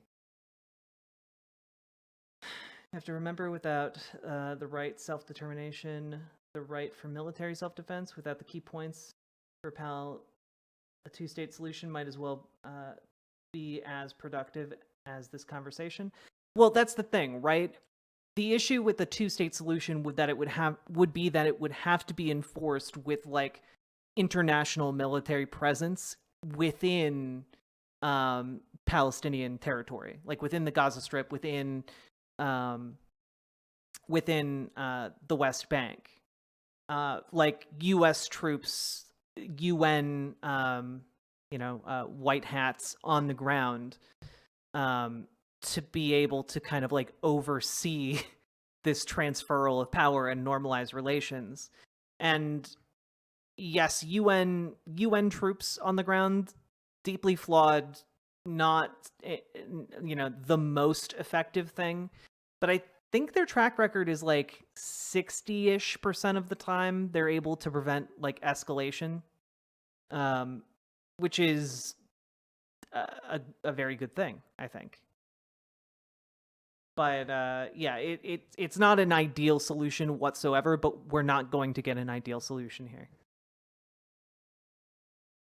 I think the goal is to remove Hamas and install the Palestinian Authority. But yes, but Palestinian Authority is deeply unpopular and is seen as a puppet of the Israeli government. The will not accept the PLO because they'll look like stooges to the Israeli government. So if the wall is lifted up, so who's in charge? Is it Hamas? Is it the PLO? How is this happening? At this stage, before the walls are lifted up or anything, what needs to happen is a ceasefire, so that there can be an actual continued negotiation to release the hostages, right? That's number one, first and foremost. So first you need to do a ceasefire. Then you need to do a prisoner swap, a hostage release for You're starting too far back. Let's just go to the point where, you know what I mean? And then beyond that, what needs to happen is, just like it happened in 2006, was genuinely disastrous, even though it was a Bush-backed election. Elections need to take place and Palestinians need to get security assurances from the state of Israel. Israel has to show good faith for the first time since its inception, so that Palestinians can have a normal political process and be able to actually vote for a group of individuals that would lead them in civil governance without becoming a militant faction. In this process, I do not believe that it would be Hamas that wins out. Most Palestinians do not consider Hamas to be good at civil governance in general. They are not as popular as Israel makes it seem they are. They're simply the only option the Palestinians seemingly have in retaliating violently against Israel in times when Israel violates the ceasefire protocols by doing a steady maintenance of the apartheid structure that it maintains. Anytime Sheikh Jarrah is raided, anytime Al-Aqsa is raided every year, anytime there's a Flag Day protest that occurs in Jerusalem, like, these are all incredibly violent expressions of the apartheid regime deliberately turning around and stoking the fires in the West Bank against people that have no legal recourse, against people that are led under military mandate. Hasan is correct on this one. Everything you're saying, but to go back to go back to the original point, and this is the frustrating thing, is because Hasan will say things that are objectively correct, but they're things that Ethan already agrees with.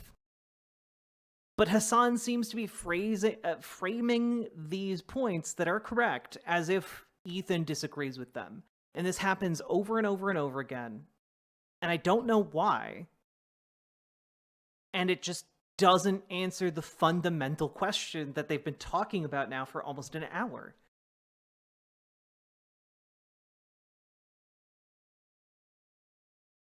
Don't you think it's more likely? Hey, Kawazar. I think this is infinitely more likely, even though it's very difficult, especially now. But to remove all the settlements, just fuck all of them off, those scumbag freaks. Give it back to the Palestinians, and you can do the security assurances and the negotiations and all of that while Palestine has its own sovereign country. And like, I think in the original idea, there was even going to be a... There was going to be that's more violent than a one state. Like, you think Israel would be able to successfully take out 471,000 settlers living in the West Bank, and also another 300,000 almost? Israel. So, like the fact that Hasan is so well versed in this, and yet, right? Israel has already done this. Israel did this like 10 or 15 years ago when they dismantled the settlements that were in the Gaza Strip. There are currently Israeli settlers who used to live in Gaza who had to go back to Israel, and they are currently doing interviews about how excited they are that they are going to soon be going back to the Gaza Strip to do it all again. Like, Hasan is like, well, this could be even more violent, but like, Israel has done this before, which is frustrating.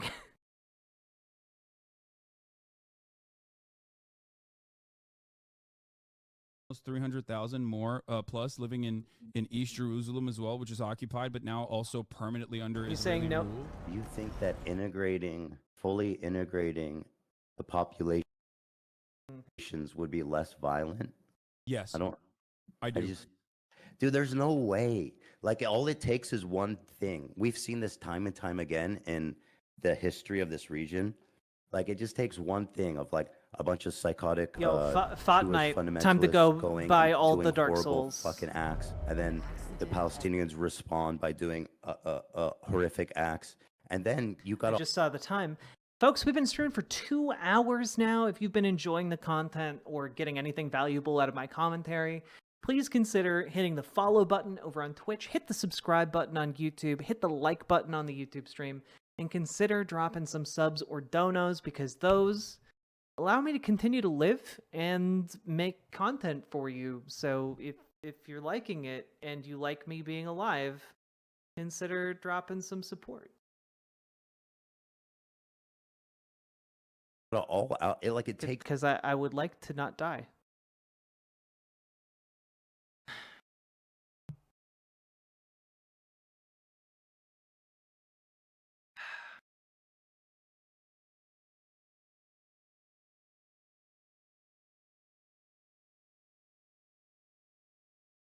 I'm really excited to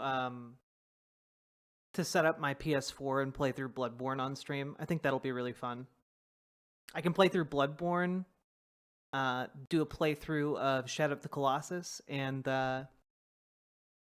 maybe even do The Last Guardian. I would love to do that on stream.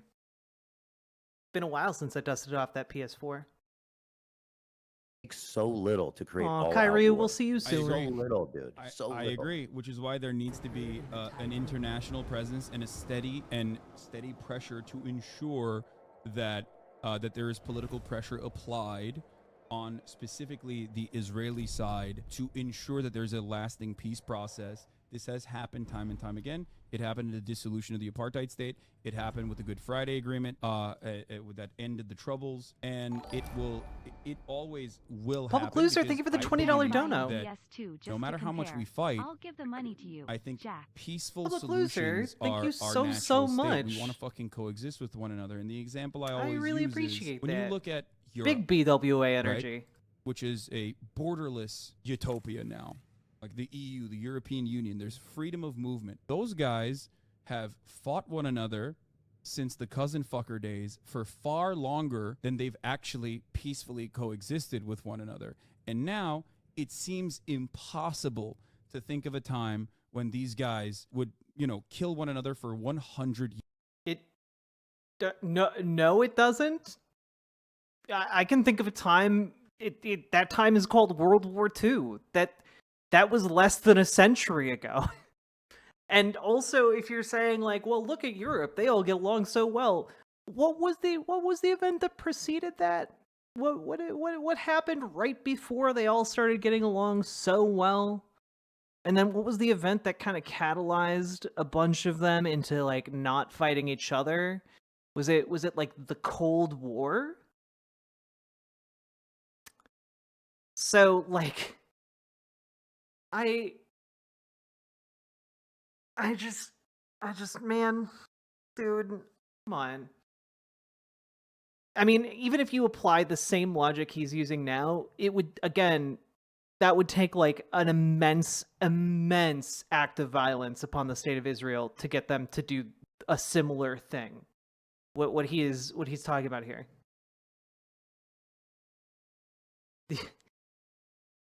Gamergy, Yugoslavia. What's that? I Yugoslavia. I've never heard of that country. JK, I really like the Yugoslavian economic system. Its governance under Tito is deeply, deeply flawed, but the economic system of democratic co-ops was pretty cool. Years. I mean, World War II happened not that long ago. The Holocaust happened. The secret police, not so much. And now when you think about it, Germany can peacefully coexist with all of the other surrounding countries. So is that the timeline we're on, like 100 years or something?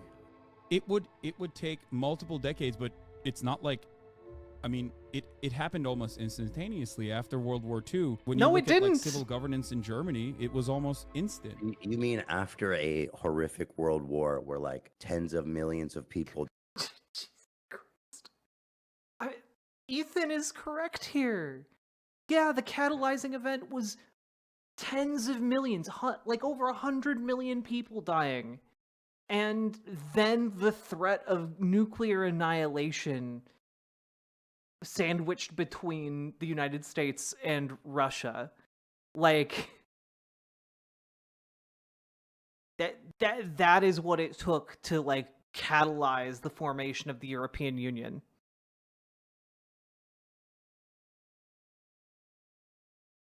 Died and countries were forever changed and traumatized, then they were able to create a lasting peace. Yes. And that does not happen. That does not need to happen. Okay. No, I'm saying even in a situation like that, what's you can the find parallel peace. To the Middle East? Even in a situation like that where millions died, right? Millions, tens of millions died. You can still find lasting peace almost overnight.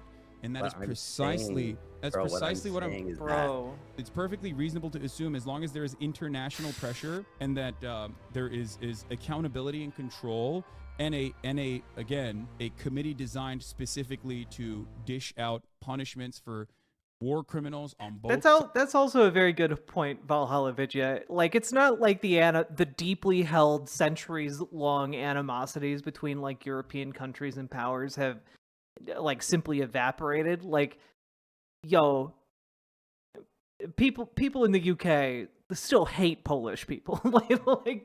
like being called a Pole is like the equivalent of being called the Arsler in a lot of places in Europe. Like there are so many examples of things like that.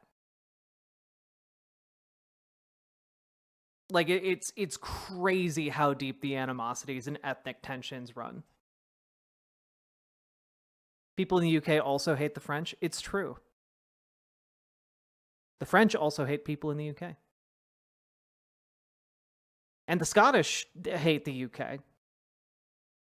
And so do the Irish.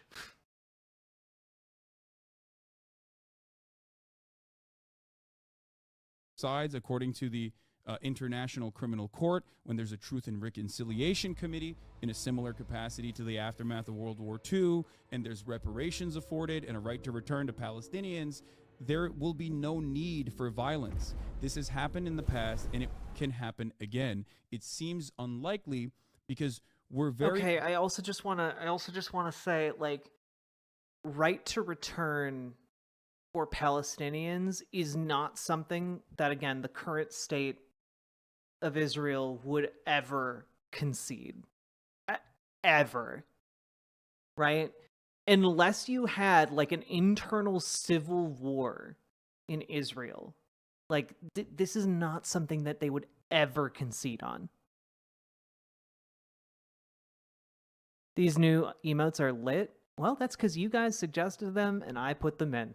I am merely the messenger of the people. Which is why you guys support me with subs and donos.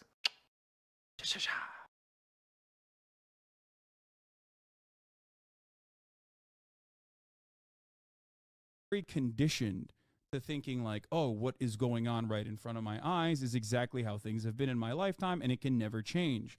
Except it absolutely has changed, and it absolutely can change, and it will change. And that's why I use other historic examples like I mentioned, you know, Ireland or the ANC and apartheid South Africa. These happen in our lifetimes. If you look at peace in Europe, I think this was possible from rising from the ashes of a ruined continent where unspeakable horrors that people didn't even think were possible occurred, capped off with a nuclear bomb. And by the way, Europe, the characterization of Europe as a utopia is interesting. But I want to say this. You saying sanctions against America or sanctions against Israel, you think would influence Israel to drop their borders. How have sanctions against Russia been going? Thank you for saying that.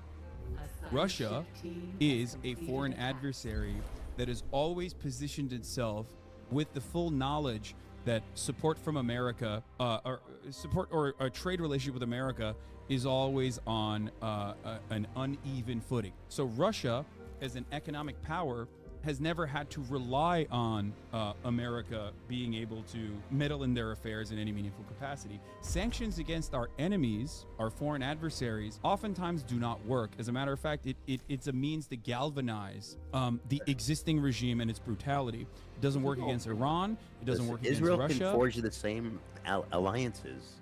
No, you it think can't. China and Russia and North Korea and whoever the fuck else gives a fuck? You know what I mean? No, it can't. I don't think so. It can and it would. I don't think so. Okay. Especially because the quality, look at the quality of life in like a North Korea, for example. If you're permanently isolated from the rest of the Western world, right? It's not something that Israelis that are used to like a relatively comfortable existence, especially like one that with such close association to the Western world, would ever be on board with. Dude, Israel is extremely resourceful. They've proven that from their inception. There's no way they will ever drop the border of their sovereignty. It will never ever happen. I understand everything you're saying, and I think what you're saying is I also think that Ethan should be clearer with his language, because I don't think it is correct that like it will never ever happen. You know, the same way like countries we thought would last forever, like the Roman Empire. The Roman Empire eventually fell. Like it didn't last forever, right? But like we do need to reckon with the fact that like the timescale that is being talked about here for a one-state solution is completely unacceptable for the ongoing suffering and long-term survival of Palestinians. Like the timeline being suggested by Hasan here is far too long. Like the timeline he's suggesting for a one-state solution would like disallow Palestinians surviving. Like what is the settler colonial project in Israel has accomplished within 75 years. And he's like projecting a century, 2 centuries out. Like it's not going to that's too long. That is too long, and the Palestinians do not have that amount of time. So what Ethan, I think, should be saying here, to be more correct, is like that's an amount of time we don't realistically have. So what are the realistic solutions that would get us more time until a more ideal solution can be found? I think might be the better way of rephrasing this. Interesting about like potentially over a long Yeah, span of time. we had 75 years to get a one-state solution. We're not getting that. So now it's time to take less ideal solutions. I am strengthening diplomatic ties with the neighboring countries and stuff. I guess it's possible, in like 50 or 60 years that the landscape could be so vastly different than it is now, that maybe if I were to be there and see it then, I could be like, okay, maybe this can work. But as of right now, looking at the situation, I can tell you, as someone who's lived in Israel, as someone who knows tons of Israelis, it will never happen. The Jews, they said, they came out of Europe and they said never again. I know a lot of people find it ironic because of what they're doing to Palestinians. I'm not defending them, but they believe that. They went to Israel and and they said never again.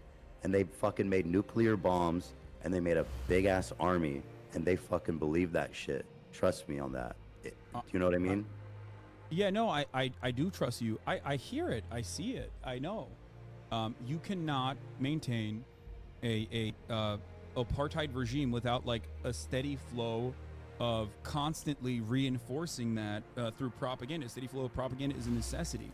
That's precisely the reason why a lot of these positions are learned and reaffirmed time and time again. And I completely understand that. You can never maintain an apartheid state forever. It just doesn't happen. I want to emphasize I'm not moralizing anything I'm talking about. I'm just from pragmatics. In 1981, America was giving Israel almost 10% of its economy. Mm-hmm. Okay? In 2020, the current aid they're getting is about $4 billion. Is that right? It's more than that, but I mean, the military aid alone is $4 billion. Yes. Okay, that's 1% of their economy. Yeah, that's 1% of the economy is massive, especially when you're thinking Not about enough for them to fucking remove their borders. Not even close. No, 1% of the economy is huge, Ethan. So 1% Think about it this way. enough. Think about it this way. Okay. The UAW strike on the big three was slated to eat away at, I think, like, 5% of all of the states. Like, that would have been devastating. It would cause economic collapse. And sanctions don't mean just, like, the direct aid. Sanctions don't necessarily just mean, like, all the weapons that we're giving to Israel. It also means like stopping companies from working with Israel as well. Like this is how sanctions operate. I feel like, in a sense, Israel's become, they really, with the amount of tech and like inventions and IP shit they have, I feel like it would be really hard for a lot of companies to sever those ties. And Pegasus is just one good example of it. I understand what you're saying, but it absolutely can happen. But 1% is enough to convince Israel, who is afraid that they'll be genocide. No, 1%. Wouldn't that be a 3/5 compromise in practice? I just get the feeling that Israel's going to do the equivalent of Jim Crow if they're forced to change the borders and treat Palestine like people. Well, no. The equivalent of the 3/5 compromise is in practice right now within the borders of Israel. There are over 60 different laws that specifically target Palestinians within Israel right now. Like within the borders, within Israel proper, if you're a Palestinian. Like there are a set of laws that apply specifically to you. That like Jim Crow is already in effect within Israel proper. If you are in the occupied territory of West Bank, if you are within Gaza, you have no rights. The courts you are taken to are the Israeli military courts. They can hold you without charge indefinitely. Like the difference here would be, and what we're talking about here is a one-state solution that somehow dismantles the apartheid architecture of the Israeli state as it is currently constituted, to dismantle those Jim Crow laws and to dismantle, their military tribunal laws as applied to like the occupied West Bank and the Gaza Strip, right? So it would be like when they're talking about a one-state solution, it involves dismantling all of that architecture. When they're talking about a two-state solution, it's effectively just you guys are separate. You guys got your own things going on. Israeli troops are not going to be going into Palestinian territory, the Gaza Strip or the West Bank. Full stop, right? And then you have the alternative, I would say, realpolitik, one state solution, which would just be expanding those Jim Crow laws to all Palestinians in all of the West Bank and the Gaza Strip and incorporating them into Israel. And I would imagine that there would be very, very harsh laws passed to disenfranchise the vast majority of those Palestinians.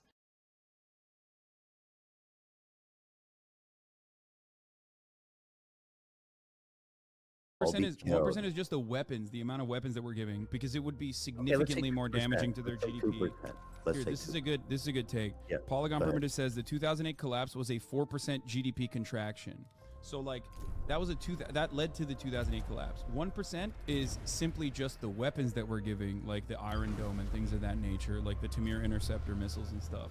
So beyond that, it would be far worse than that. But also, before we even talk about like Israel's economy with American contributions, according to the Financial Times, Israel's economy is slated to collapse already. I think Standard & Poor's warned Israel even before the bombing campaign started that if they were to try to maintain a steady occupation of Gaza, that their credit rating would change dramatically, because 300,000 reservists and all of these Merkava tanks and all of the rockets that Israel is utilizing, no matter how much America gives them support, is obviously going to have a long-lasting and damaging impact on the Israeli economy. Israel's economy at this moment is already in a troublesome situation, even without boycotts and even without sanctions.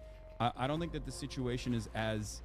Again, you have to acknowledge that to Israelis, the dissolution of its border is literally the genocide of them. They will all die. That's how they feel. So yeah, whatever percentage you think matters, if it's 1, 2, 3, 4, 5, I cannot emphasize how fucking little it will matter to Israel ultimately if the question is dissolve your borders. It will never happen, ever. They think if they do that, they will all die. That's the perception in Israel. That's what they think, and you cannot convince them otherwise. You can't. Do you think that you can understand without being there and without living there, like that you can convince them otherwise? I don't understand I don't understand where that confidence comes from. How do you can make the that confidence statement? comes from my belief that the morally just thing, like I will always unflinchingly support the morally just cause, right? No matter what happens. If we talk about the practical application, yes, there is going to be people that are resistant to that. Maybe even people who want to engage in acts of terror against that on the Israeli side, especially. But ultimately, these are solvable problems because I look at the material realities on the ground. Without American support, without Western support, unconditional support, and trade, Israel would not be able to maintain an apartheid regime, just like South Africa was not able to maintain its apartheid regime.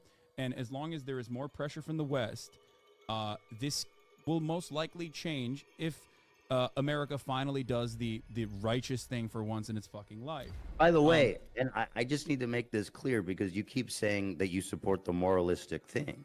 I support the moralistic thing too. I'm talking pragmatics here. I'm telling you, yes, the one state is a non-starter. That's my point. The pragmatism does I don't have chat open. I don't know what people are saying, but I can only imagine. Well, don't pay attention to what people are saying. Don't pay attention to what people are saying. If there's people watching this who are just seething, I'm just telling you what I'm explaining to you is what it is. And Yeah, I I don't understand what the disconnect here, other than not wanting to engage with the reality of the Israeli state at this moment in time. You can, of course, imagine a billion different ways the Israeli state could be, right? But an objective assessment of where the Israeli state is right now indicates that, like, Ethan is correct in his current assessment.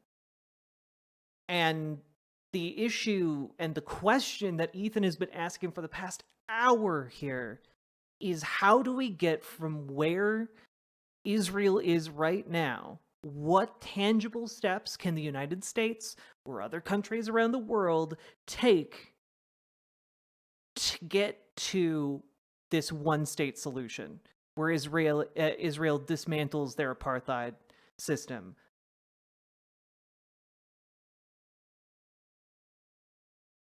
So, like, how? I understand it'd be a better solution. I understand, like, hypothetically it could be like a much more equitable solution, but how do you do it? That's the important question. Because you can just be like, well, I think everyone should get ice cream, but how do you make that happen? Like, that's the issue.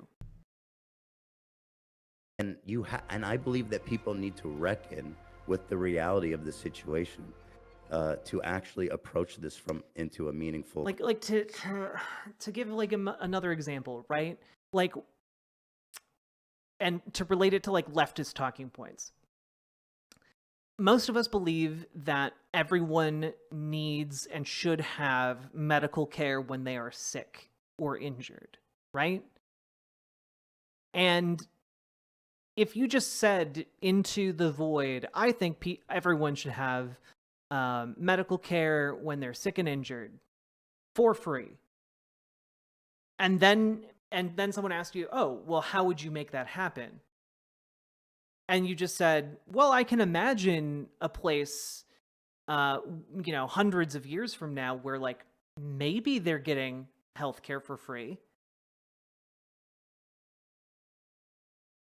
That's not an answer to how to make that dream a reality.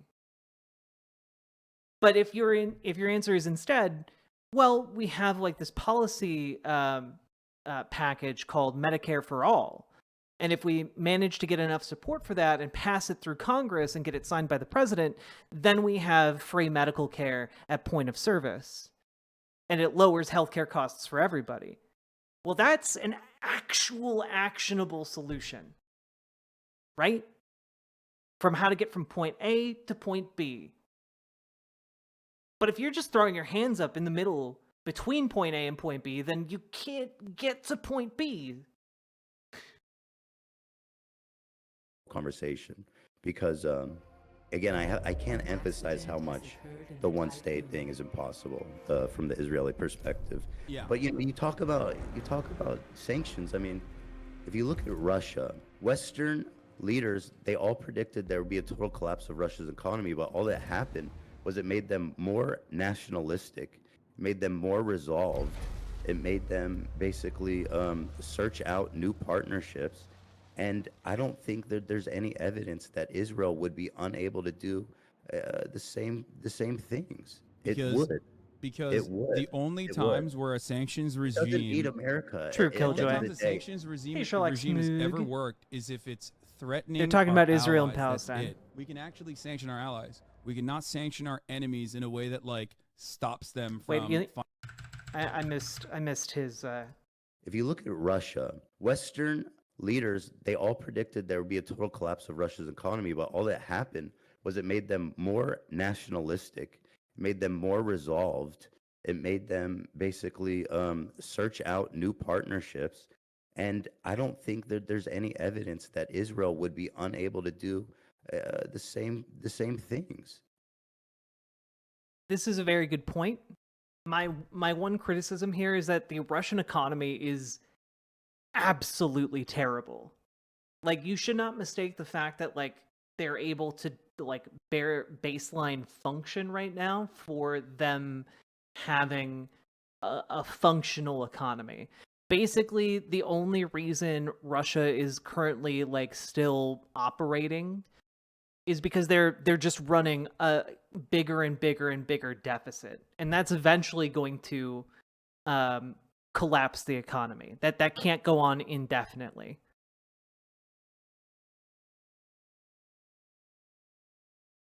It Because would. because It would. the only It would. times where a sanctions It doesn't need regime America the at the only end of times the a day. sanctions regime has ever worked is if it's threatening. But I will say that he is Ethan is correct, where like if America were to pull back support or whatever, and the international community were to pull back support, there are other countries that have interests in the region, like China, for example, who would be happy to get a bigger diplomatic foothold in at the cost of like Palestinian lives, obviously. Our allies, that's it. We can actually sanction our allies. We cannot sanction our enemies in a way that like stops them from finding a way to continue surviving you with the think same doing quality of sanctions- life. Israel Matt, Israel is a democracy for Israeli Jews, right? It's not a democracy for the Palestinian sanctions citizens work, of Israel. you know, They I don't understand. What's up? I think this idea that sanctions would change anything is. Because it would dramatically change the quality of What's life. the evidence of that? When has that worked? I gave you the evidence. It worked in South Africa. The fear of sanctions alone and businesses pulling out of South Africa alone was enough to change the attitude on the ground. It did work. And not only that, but also I'm using this as an example because Israel was allied with South Africa, and they personally saw how successful this was in South Africa, which is why South AIPAC Africa made it. apartheid is completely different than the situation Why that is it completely different? Israel, first of all, again, believes the Israelis believe that they will all be killed. So they're fighting for their survival. The South African white population also believe that 100%. They also have like okay, but the difference here, I believe, would be that there's not historical precedent for the people in the white people in South Africa to believe that they would all be genocided. You know, like there's not that same historical precedent as there is in like the Jewish population, where like again less than 100 years ago there was an active campaign across an entire continent to kill all of them. So like there is an issue here where the parallel isn't one-to-one, you know?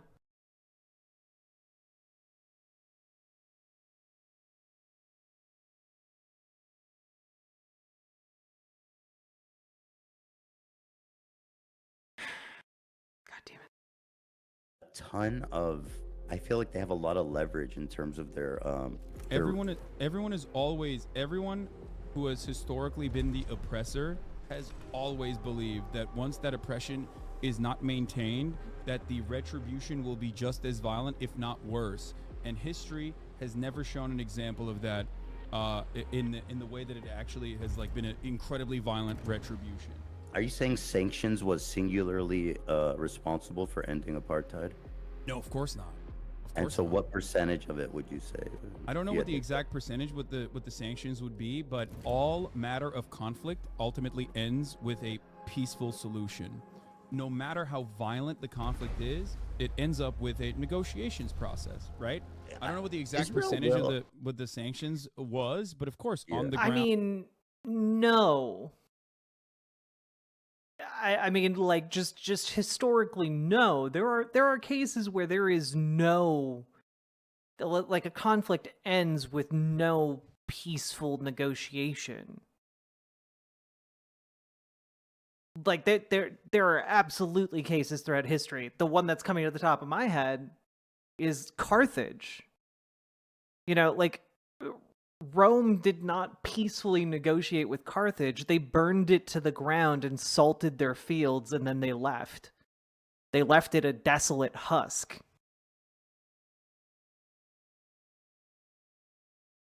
They salted the fields so they couldn't, like, if people came back, they wouldn't be able to grow food. Violent actions was also a major factor in making this a... Two questions. What's your gender identity? 1, lady. And 2, credentials for geopolitical analysis. I do it for a living and have for several years. And I have a degree in English literature and medieval history, which, oddly enough, makes me more politically literate than 90% of people who come to my channel, like yourself. Not the rest of you chatters, just new people. New people. I'm only talking about new people. I'm funking good at it? I hope so. Apartheid as costly as possible. But yes, international support being pulled out of South Africa was a I hope you guys took that as I intended it, not as a massive dig at all of you. Jesus Christ. Gigantic burden for the South African economy, which forced the hands of South African politicians that wanted to maintain the apartheid into... You're right. Only people with political science degrees should talk about politics. You know, making a new arrangement finally. Do you think the global politics, geopolitics is that we see in the world today is comparable to what we saw then? No, because I think the collapse of the USSR also was playing a role in that process. Because don't you think that like there's different allegiances and groups of nations forming, and one of them will take in Israel. There's just no shot. The idea that someone might take in Israel. Oh, frog foibles. I'm sorry. In this circumstance, you know why? I love you. The quality I love you, life chat. that Israel has afforded to No, I'm Jews inside sorry. Israel proper is one that people do not want to take away. This is the major difference. If you live in a country like Russia, your government is already... Also, let's be real. Statistically, 70% of you love that I just said something so degrading, okay? That's why you guys suggest I get a riding crop. Didn't most of the Crusades actually end with one of the Abrahamic faiths taking control of Jerusalem by killing every person currently in the area except like once? I mean, of the ones that got to Jerusalem, yeah. 70% is a lot. Well, a lot of you are bottoms. Positioned against America sanctioning you before America even sanctions you, so you can withstand sanctions. Israel, on the other hand, has never considered the quality of life shift that would be seismic if there was Western sanctions upon Israel. It's just like, it's untenable. There's no way out of it. There's no like, oh, we'll just like deal with China and then China will defend us while we still maintain the same quality they'll of life. Sell them arms. They'll you know what I mean? I'm not saying that there'll be a valuable exchange of goods, ideas, IP, weapons. You know what I mean? Yeah, like, certainly. And by the way, Israel, I say this because people really need to understand how much they think that if they dissolve the borders, they will all be killed. They will use a nuclear bomb if they have to. Yeah, that's ridiculous. It's like saying we can't fucking, raise taxes on the wealthy because like they'll just pull out and go somewhere else. Like that's nuclear holocaust being an option in this situation is like a ridiculous one. Like that's not. I only say it because I mean like when Hasan says stuff like this, he sounds very, very naive.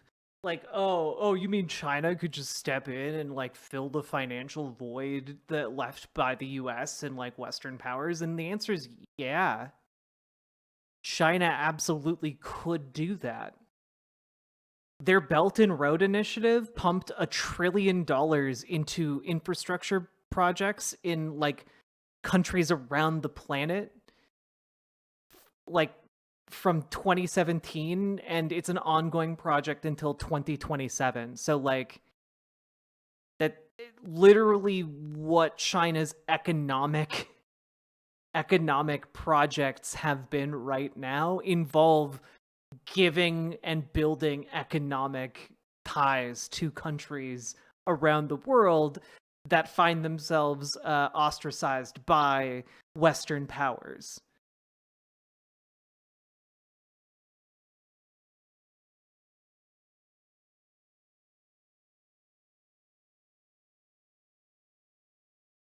I mean, maybe Killjoy.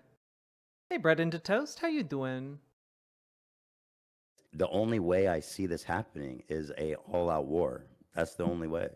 And I kind of agree with Ethan. Like, currently, if you were to ask me, hey, Riverboat Jack, how would Israel accept like an equitable one-state solution where Palestinians are fully enfranchised and get equal rights, and like Israel controls all of West Bank and the Gaza Strip, and it's all just incorporated into one state, equal rights for everybody. How would that happen? And literally, it's what Ethan says. Like, there would have to be either like a severe civil war within Israel, or an invasion from an outside power. Neither of which I see on the horizon right now.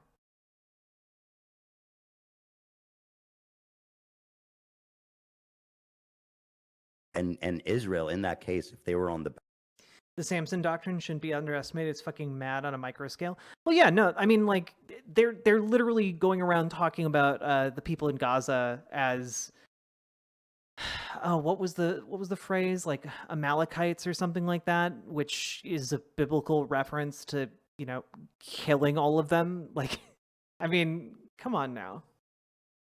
back end of losing an all-out war, they would use a nuclear bomb. By the way, as far as the apartheid regime goes, I believe Israel was one of the countries that actually continued to support South Africa through the embargo. I know that they had a but it didn't work. It didn't work, right? Like, at the end of the day, defending Israel.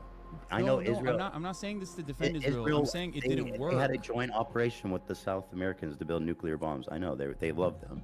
The reason why I mentioned that is because South Africa had allies as well, but they lost Western support. And when you lose Western support, Israel you cannot. Is not gonna give them. Without alone, Western support, it's not enough support from nations to make a significant difference. Is. It 100% is. If you are maintaining pressure on an ally, their economy will crumble so fucking fast that they will never be able. They will never ever be able to withstand it in the same way that a foreign adversary can. A foreign adversary can greatly diminish their quality of life because their quality of life is already not up to standard if you compare it to like Israel and the many benefits that this implies that, like, again, he's like, yes, well, their quality of life won't be as high as it would be underneath us. And it's like, maybe that's true, but they have like mandatory military service. Like, even if you cede the point here, like, they have mandatory military service. Like, every Israeli citizen in Israel is ready to like take a bullet for the country. Like, you think that if they're willing to take a bullet for the country, they're going to be like overthrowing and changing their entire political system in order to maintain being able to get like 5 Big Macs a month? Like, what is the actual argument here? Especially when, like, again, if you're an Israeli citizen under the apartheid regime, like, you can just become a settler and like show up with like some of your old military stuff, intimidate like some Palestinian farmers, and voila, look, you've got a land to like homestead on now, I guess. And it's just like,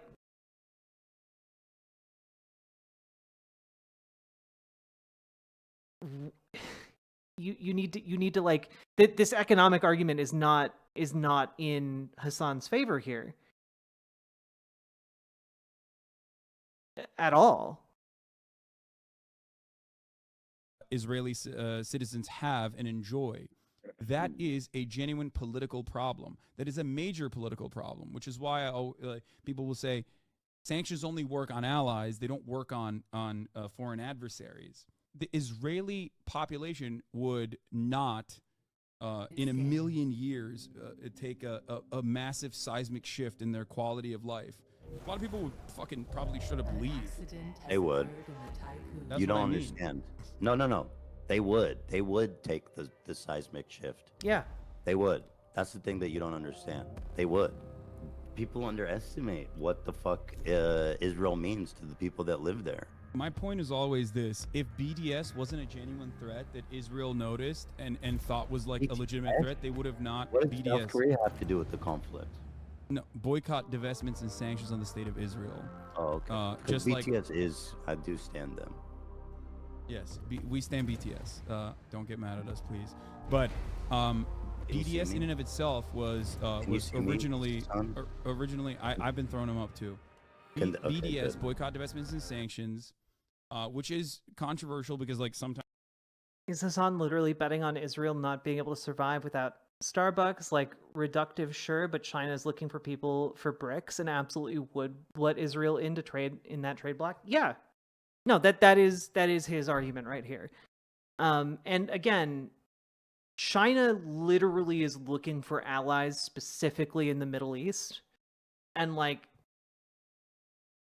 I would happily drop ungodly amounts of money onto Israel in order to make that happen. Sometimes there are, sometimes it does over leverage, overextend itself for sure, and like goes after like random fucking groups and whatnot. But like as long as it's like steadily maintained, boycott, divestments, and sanctions is a successful way to apply pressure to Western governments to apply pressure to the state of Israel, just like it worked against apartheid South Africa. Anyways, I think we're going on and on about the sanctions too much because the thing is, I guess we're at a bit of an impasse in that, like on one hand, looking at the two-state solution, I understand, there's so many fucking settlers now, and the government in charge of Israel has Netanyahu, basically, and his cabinet, have gone so fucking far, have done so much damage to the cause of peace by encouraging and arming these psychotic freaks that are out there, the settlers. Fucking, they are real villains. Israel they have removed settlements before, but not nearly that much, obviously. And so, I mean, the only time they removed settlements was in 2005 when they pulled out of Gaza, and then they resettled those people in the West Bank. right. So like that had happened. That was a big political move too that a lot of people were upset about. So I don't know, it's tough because both options seem so fucking far-fetched because of the damage that's been done by Netanyahu's cabinet and him in the West Bank, that both of them seem so far-fetched. This is, by the way, the settlements of the West Bank is precisely the reason why I'm saying that like a one state already exists currently, whether we like to admit it or not. It is a one singular apartheid state, which is why I believe in the dissolution of the apartheid. But then if you're talking about integrating Hamas and PLO into the Israeli government. Yes, just like I'm talking about integrating Jewish. That's why I'm talking about integrating the Jewish Power Party. This again, I need you guys to understand something here.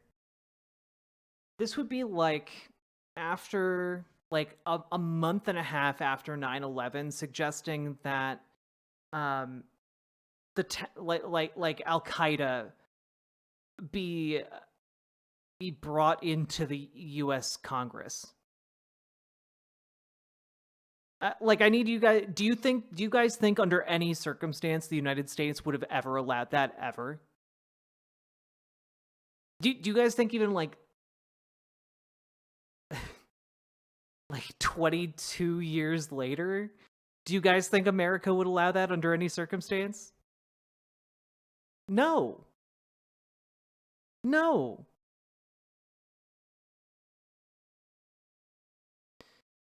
No, Sophie, like that's the thing.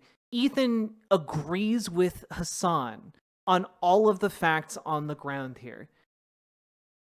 And people who are saying that he's a Zionist when he's literally like, yeah, fuck settlers, they would be a far more valid military target. Like, people who are saying he's a Zionist are like just insanely obsessed with the fact that he's Jewish. I agree. I think it's just anti-Semitic. When he holds all of the same positions Hasan holds, he's just asking Hasan, how do we get from point A to point B? And Hasan is just flailing because he has no idea how to answer that question. It's infuriating, dude. And many of the other far-right Israeli components in Israeli society that actually enjoy great civil liberties currently, integrating them into society as well. If the conditions, I used Turkey as an example before. I have long been a supporter of Kurdish people in developing a nation state for themselves. 35 million Kurdish people live in diaspora. I believe that they have a right to have a nation state for themselves in this region. And I think that there's a tremendous number of Kurdish people that are oppressed in the country of Turkey. If the treatment of Kurdish people in Turkey resembled the treatment of Palestinians in Israel in a singular secular nation state, this would be a dramatic improvement on their quality of life. It would be celebrated by the Western world as a tremendous accomplishment. People would literally be celebrating it in the fucking streets. They'd be like, this is it, we did it. So this does not mean that like Kurdish people are not mistreated in Turkey. They certainly are. But that's how poor the structure is currently in the singular apartheid regime in Israel. Listen, I think you've definitely said stuff that I hadn't thought about in terms of like how a one state would be possible. And certainly thinking about it on like a long term, over like maybe a 50-year span, then it really seems more likely that something like that could happen. But I don't think that people who discuss this, I don't know what's the right word because I know it's so sensitive with like leftists and liberal and all this shit. Like, so I don't like fucking saying all that shit, but people who are, and I don't even want to say pro-Palestinian activists either, because I mean, I can say that maybe. Can I say pro-Palestinian? Because I feel that I advocate for the Palestinian people too. But my perspective is just that I don't think the people who talk about this understand how far Israel will go to make sure that that never happens. I do. True. I oftentimes don't want to showcase like the full-blown Israeli perspective on this matter in an effort to save face, because I understand precisely how dangerous and how violent the rhetoric actually is, and how right-wing the rhetoric actually is. Just like in the United States of America, if you look back at like I don't know, the sentiment expressed towards black people in the civil rights movement, yeah, there is a steady flow of misinformation and anger that builds up and resentment that builds up on the side that is the BWA. Paladin Lost, thank you for the $40 dono. That is incredibly generous of you. Big, major BWA energy up in here, chat. And folks, we are now on hour 3. What a fortuitous timing here. Y'all, we've been going for 3 hours. And if you've been enjoying the stream, please hit the follow button over on Twitch, hit the subscribe button on YouTube, hit the like button on the YouTube stream, and consider following Paladin Lost's excellent example and dropping some subs or donos, because that is fundamentally what allows me to keep doing what I do, and I appreciate all of you so much. You don't know how many Kurdish diaspora you can find here in Europe who fled political persecution in Turkey. There's a family running a pizzeria like 5 minutes from my house. Yeah, the Kurds have been done so dirty. I'm at the top of the hour ad break. You are indeed, Paladin. And just a reminder, folks, this is our first day officially in the Copyright Fortress arc, okay? We are doing our best to avoid infringing on anybody's copyright for the next 64 days in order to get out from underneath the copyright strikes against our Riverboat Jack YouTube channel. Let's go. I believe in us. And we're going to have a lot more chill streams. I feel like this is a pretty chill stream. And I'm having a really good time talking about this, even though it's very frustrating, and playing this very chill video game. which is called Ixion, by the way, and I would recommend it. It's very fun if you like micromanagement city builders, which I do. How you doing, everybody? Make Jack great again. It's true. I could only become the best political streamer with your support. Oh man, it's been a while since I did a Donald Trump impression.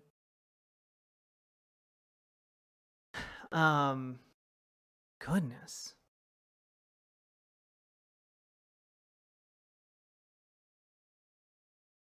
I'd be chatting more, but I am also playing a chill video game while listening. I hope you guys are enjoying the stream. Like, I know it's chiller than usual, but I wanted to give it a shot today.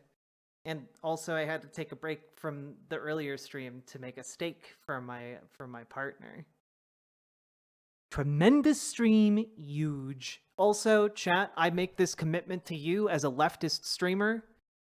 One day, I will be bigger than Hasan. Yeah, earlier today, we crossed 3,000 subscribers. We're only going up from here, baby. The Jack economy is in crisis. No, my impersonations and impressions are the basis of my economy. Oh no. I guess you guys need to make more donos. I love your streams. Also playing video games. Excellent. I support you. Sorry, bigger than Hasan.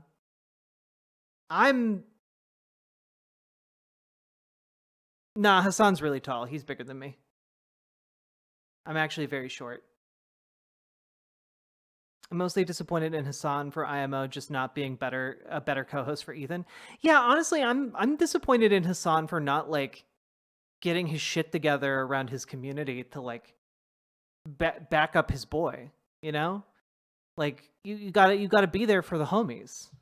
And the fact that he's fostered, like, I know he is a huge community, but the fact that he's fostered such a dog shit community that's like going after his co-host and he's just not doing a single goddamn thing about it is baffling to me.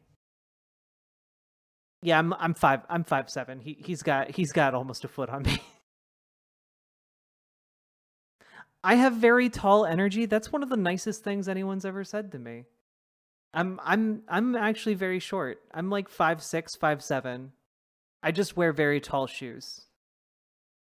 So people might think I'm over 6 feet, but that's just because my heels are like 7 inches.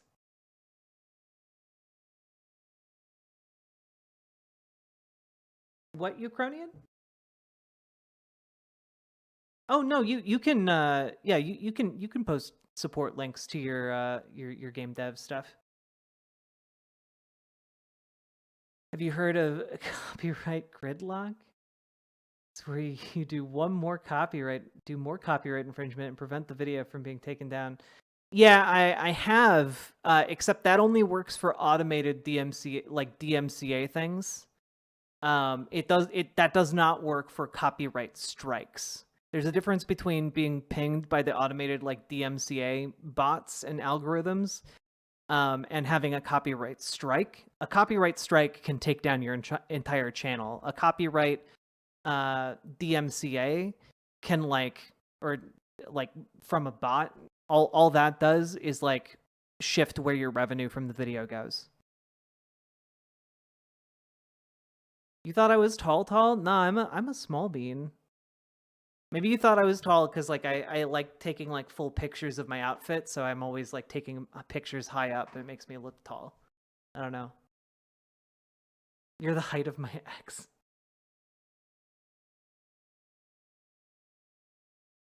I'm a short stack. That is true. I am a short stack. But you know what?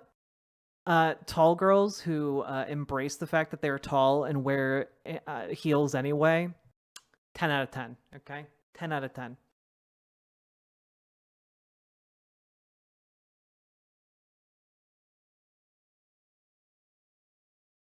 Oh, I'm also fat, non-binary superpowers. I do eat a lot of junk food. I'm literally drinking an energy drink right now.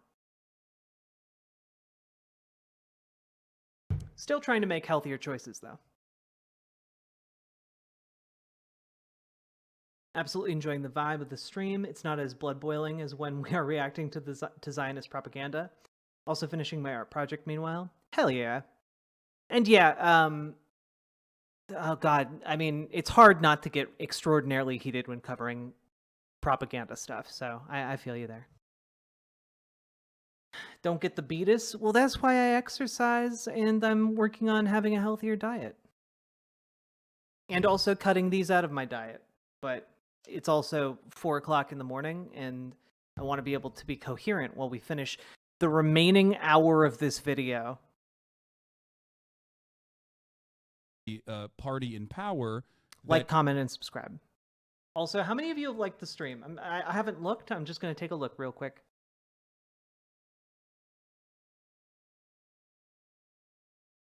Gamer G, my mom is actually like 5'2", 5'1", somewhere in there. So I have an idea.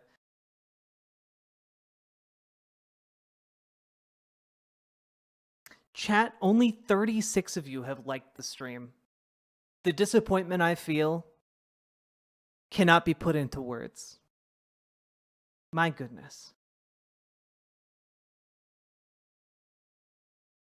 You're the height of my next girlfriend. Hey.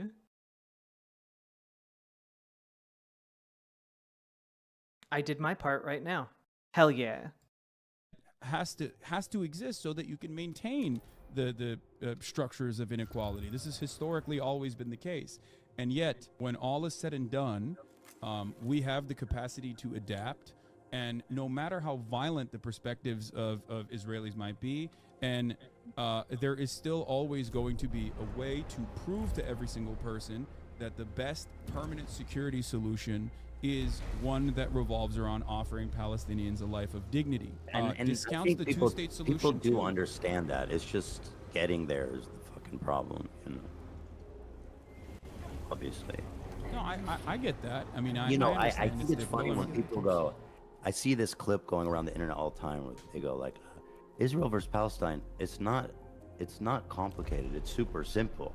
And I've seen you say it. You say apartheid. Is it good? Yes or no? Obviously, no. I mean, yeah, the moral calculus of Israel Palestine is simple. That I will stick with. But how to unfuck the situation is complicated. And that's not the hard part about this conflict. Everybody can easily tell you apartheid is bad. The hard part of this conflict is deciding what the fuck to do about it. And in that regard, it is extremely complicated. Yes. Here's the thing, though. I think that you are surrounded by people who are very like-minded in many respects. So you don't see the other side of the conversation, because a lot of people do say that Israel's not an apartheid, and it is actually very complicated. They're not talking about the solution. Hold on. What side is it you're saying I'm not exposed to, or which side am I overly? I think you're talking to like-minded people like myself, more so than I guess like people who you're talking to people who already have like established that Israel's an apartheid state, because the overwhelming majority do not consider it that. I agree, and that's why it's important to frame these kinds of conversations, because I understand that the rhetoric, mainstream rhetoric in Israel and in America, is way, way, way to the right of where we're talking now. So I understand that. Some people might look at this conversation and say that, like, you're missing the point. I know that. I'm trying to engage in a good faith discussion. I don't need to acknowledge people who are like, oh, we need to kill all the fucking Gazans. Like, obviously, that's insane. You know what I mean? But that's not even what we're saying. Like, there are plenty of people who are like, oh, man, I really sure feel bad about the Gazans, but also, like, Israel has security concerns, so they have to eradicate Hamas. I hear varying degrees of this kind of sentiment expressed from a diverse group of people, and ultimately a lot of this still revolves around like, I hate Netanyahu, but we have to keep letting him do what he's doing, even though Netanyahu and what he has done so far in Gaza is simply a continuation of the multiple decades of arrogance on behalf of Israeli politics, assuming that like this apartheid regime can be maintained without any severe violent repercussions, not even listening to its own internal security forces like Shin Bet. These guys. Okay, but that's the issue. Like, they knew that it couldn't be maintained. They don't want it to be maintained. They don't want it to be maintained specifically so that they have a pretext to do exactly what they're doing in Gaza right now and to justify their settler colonialism. Like this is a missing part here. Guys are not fucking woke, obviously. They're, their job is, Shin Bet, their job is to literally defend Israel's internal security. Like when you have former leaders and also current existing Shin Bet members tell the Netanyahu government, hey, stop fucking over people in the West Bank because this is going to cause a major collapse. This is becoming a security issue, to which the Netanyahu government responds with, you're fucking woke, shut the fuck up. The deep state has infiltrated Shin Bet. We're not going to listen to you. When you have, former Israeli leaders saying that like this regime is far too brutal at this point to continue without any severe repercussions, and you have 76% of the population saying we want to fucking fire Netanyahu, want Netanyahu to leave, while simultaneously supporting his actions in Gaza, there's this mismatch here. There's this disconnect. People want some kind of retribution, and that's understandable, a violent retribution, and yet they don't recognize that violent retribution is what causes more violence down the line. This is how Hamas came to power, and unless you do full-blown ethnic cleansing, you are never going to be able to take care of this problem through violent means. It doesn't work that way. History has only been solved in the exact opposite direction. But I do want to hear what your perspective is. Like, what do you think is the solution? Because I think you believe in a two-state solution, right? I just, in terms of what's pragmatic, yeah. So, and again, I don't know how pragmatic it is, because even saying it seems so fucking crazy, because like you said, but I think it is. I don't know if it's possible. But just from my perspective, which is that the dissolution of the borders will never ever happen, is that I think that obviously removing the settlers from the West Bank, that's obviously the biggest problem. Like, I don't know how you're going to do that.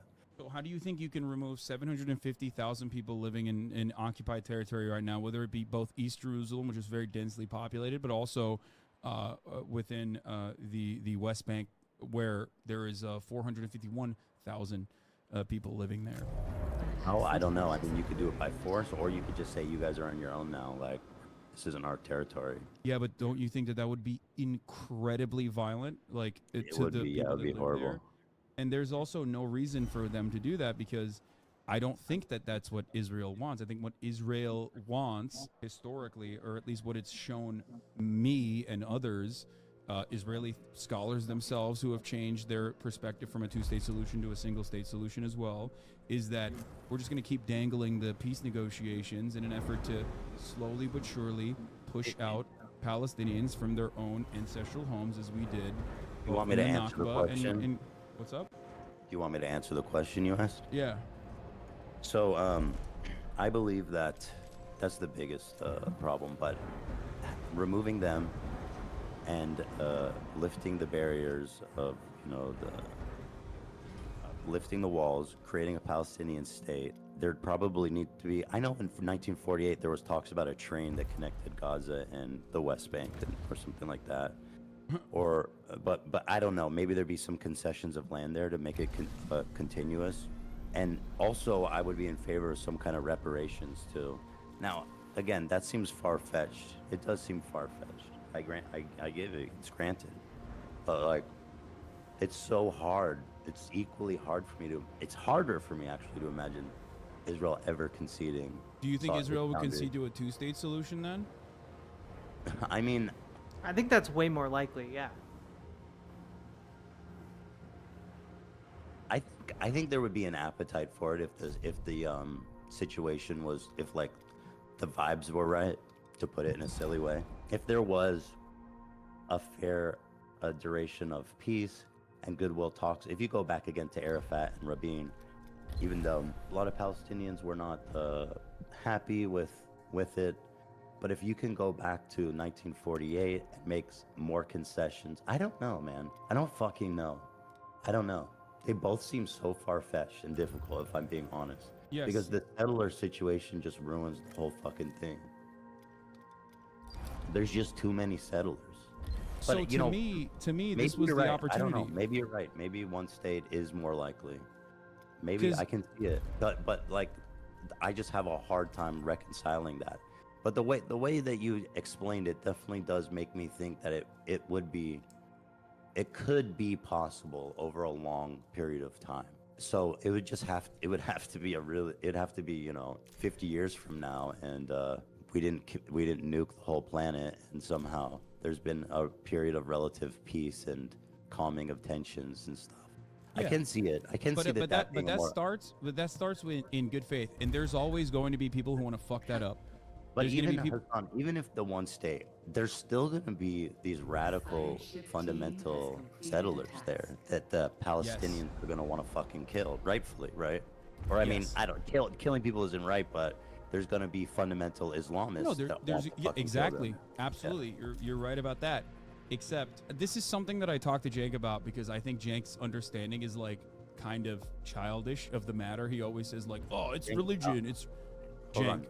Cenk for president, bro. Yeah, Cenk for president. He's gonna do it. He's gonna do the damn thing. You're VP? But no. But well, I do have I could actually technically run for president. He can't because I'm an American citizen. He's not. He's a naturalized American citizen. I am a natural born U.S. citizen. So one thing I want to say is this: he always says like, "Oh, well, it's a religious war." I'm like, no, it's not. Here's obviously it's not, but think about it this way. We have our own versions of psychopathic fundamentalist terrorists, right? And every now and then there's an act of stochastic terror, and that's devastating, and we deal with it through the normal criminal court system. That's what will happen. I'm not saying that like it's going to be perfect and everyone's going to get together, hold hands and say kumbaya, okay? That like everyone's going to hug and kiss one another. But what we do have a tendency to collaborate with one another. We do have a tendency to live in peace. That's what we want to do. So ultimately, if there is a structure, if there's a one-state structure, of course there's going to be fucking psychotic like Jewish power people and also Islamist fundamentalists or even people who are like, nah, fuck that, I want to kill settlers regardless. Those guys are going to go to jail. Just like the kickstarting of that process also revolves around making sure that there is a tribunal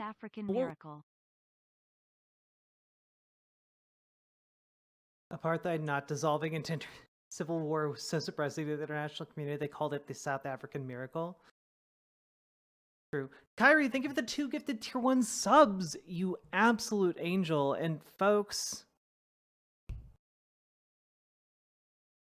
follow that BWA example, all right? All I can say. Yeah, I mean, like, a lot of this feels like Hasan just being like, we'll get an equitable one-state solution. It'll just take a miracle, and like just kind of hand waving it away, and it just seems very bizarre to me. War criminals on both sides being able to capture and also bring to justice war criminals on both sides of the equation. What do you do about the settlements that are there now? I guess you're saying it doesn't matter because everybody can live wherever they want. The settlements are precisely the reason why I don't believe in a two-state solution, because I don't believe that there is any reasonable way to eradicate 400,000 people and then 230,000 from Jerusalem. Like that, you cannot do that. That's a really interesting thing to say. As if Israel would vaporize the settlers? No. They would just do what they did in the Gaza Strip 15 years ago. They'd dismantle the settlements, they'd move back. There might be some like territory concessions around like the edges of the West Bank for a two-state solution, but like that would be one of its flaws. Many flaws, but like no, they're not just gonna murder all of the settlers. But they've dismantled settlements before in the Gaza Strip. They can definitely do it again.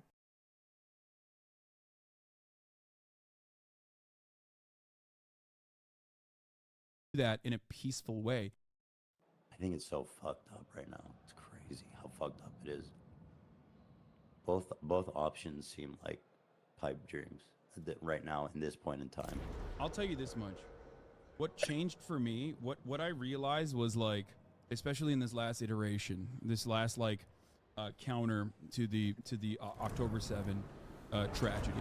What I realized was, I guess it made it permanent in my mind, is that the Israeli government, completely removed from the interest of the Israeli Israeli citizenry, operates with a one-track mind.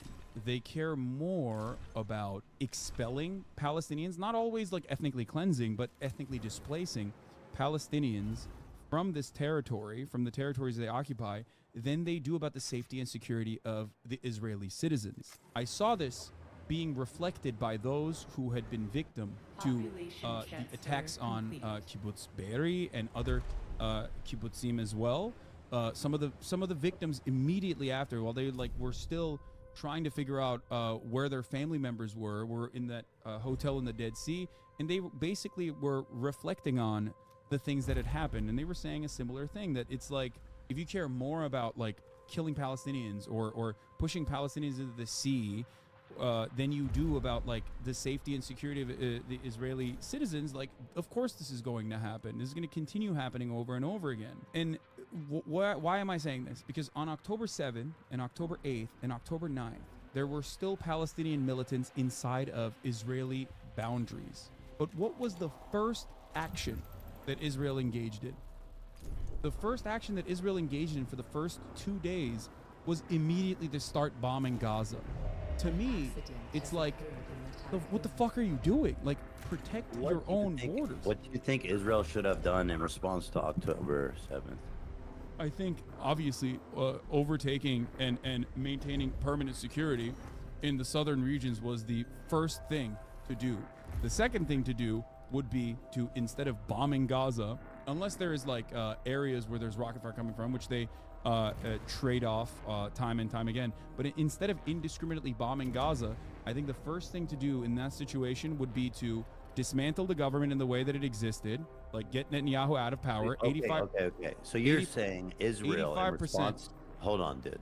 You're saying in response to this terrorist attack, Israel should have dismantled their own government. First set of actions would be to democratically take Netanyahu out of power, yes, and then engage in a hostage release scheme that would then also lead to a larger negotiations process. Absolutely.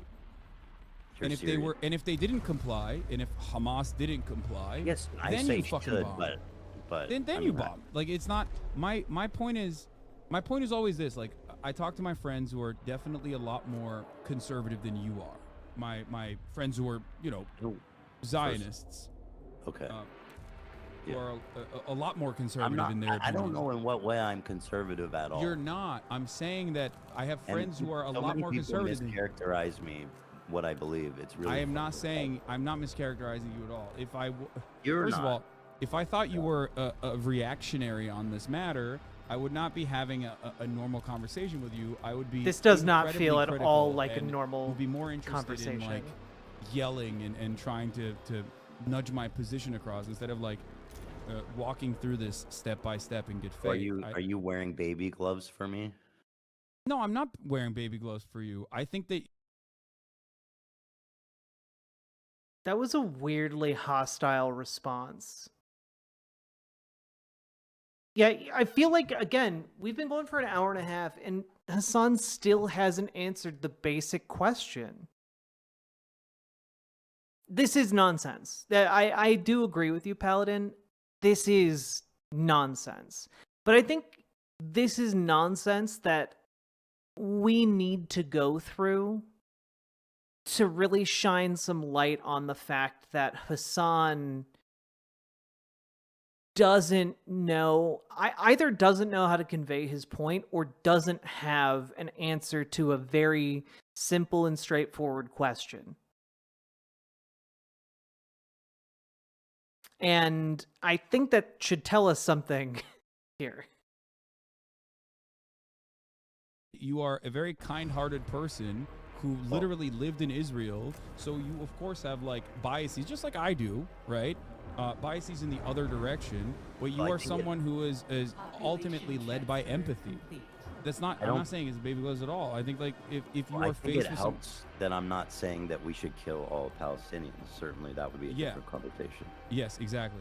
But I don't think like this is something that I've explained to my audience time and time again, which was like that you pick your battles. Like there's no reason to fucking people love yelling at whatever is in front of their faces. And I think that you are someone who does have a lot of empathy for Palestinian people. And it is, in my opinion, ridiculous and unproductive to just like fucking spend any time being like, oh, you're bad, you're wrong, like fuck you. That's my perspective. Since I'm on your stream, I'll just say this. I don't know the majority, but there was like a big portion of your fan base that was, I felt so unfairly and overly over the top, just so nasty, that it made me want to disengage from the whole thing. And just like, I just don't understand like what I've done to deserve that level of fucking hate and accusations, other than just trying to like understand the conflict more, or saying that Hamas are terrorists, which I don't know why that's in contention, but it's because I've even, I mean, I don't know what people want. I've even frankly been nudged, I think. Yeah, I could say I've been nudged towards the one state thing. Like it makes more sense to me after talking about it with you. And so I don't know what fucking allies people are looking for. If I'm not a it would be a more ideal solution, but there's no viable pathway. And at no point in this conversation has Hasan actually laid out a viable pathway. And yeah, Ethan is right to be asking this question of Hasan. A good ally for you guys, then I don't know. Like I'm talking to them because how are we ever going to actually have meaningful dialogues or meaningful peace about this when someone like me is too fucking Zionist or something for you to even talk to? Like, I think a lot of people. If you can't build a bridge with me, then I don't think you're gonna build a bridge with a single person in Israel ever. I agree with you. I guess like it's not a defense because I've like criticized people yelling at you regularly and. Yeah, but you need to do more than just like sit and criticize. You need to actually take action to moderate your community, bro.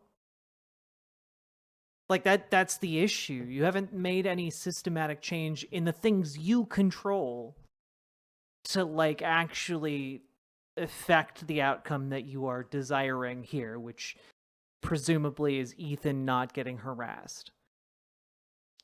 On top of this, like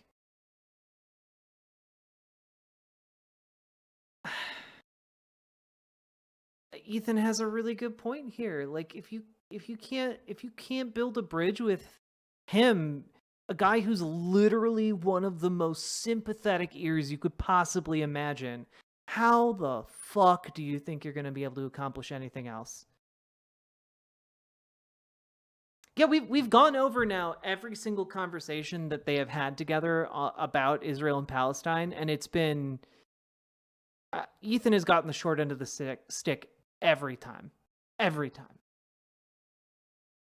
I guess like this is not a defense because I've like criticized people yelling at you regularly and have told people to just like think about this critically and understand that there's a broad coalition that is an absolute necessity if you want to make any changes in the political realm, and like that you are not anyone's enemy in this struggle. I've repeated it time and time again, but I've seen you say that, and I appreciate nuked my own Discord. I appreciate what you've said, and I think that it's I think ultimately it's silly to yell at someone like yourself on this process, even if there are disagreements, that people might have with you. I mean, but the difference, of course, is it's the same cycle, right? It's the same cycle that you and I experience in other situations in our lives. Like we say something, tensions are high, and then people just like automatically take a black and white position on it, and then they posture. Not in the studio right now. This is so stupid. We've been talking for like 2 hours, and we could have done the podcast. I'm the one who told you we could do it. You're the one who said you're sick. Well, I am sick, but yeah, we could have done it. I didn't even like promote it because I always worry that people are just gonna fucking take advantage of like any kind of conversation we have to like move it in a direction that gives them clout for no fucking reason. I hate that shit.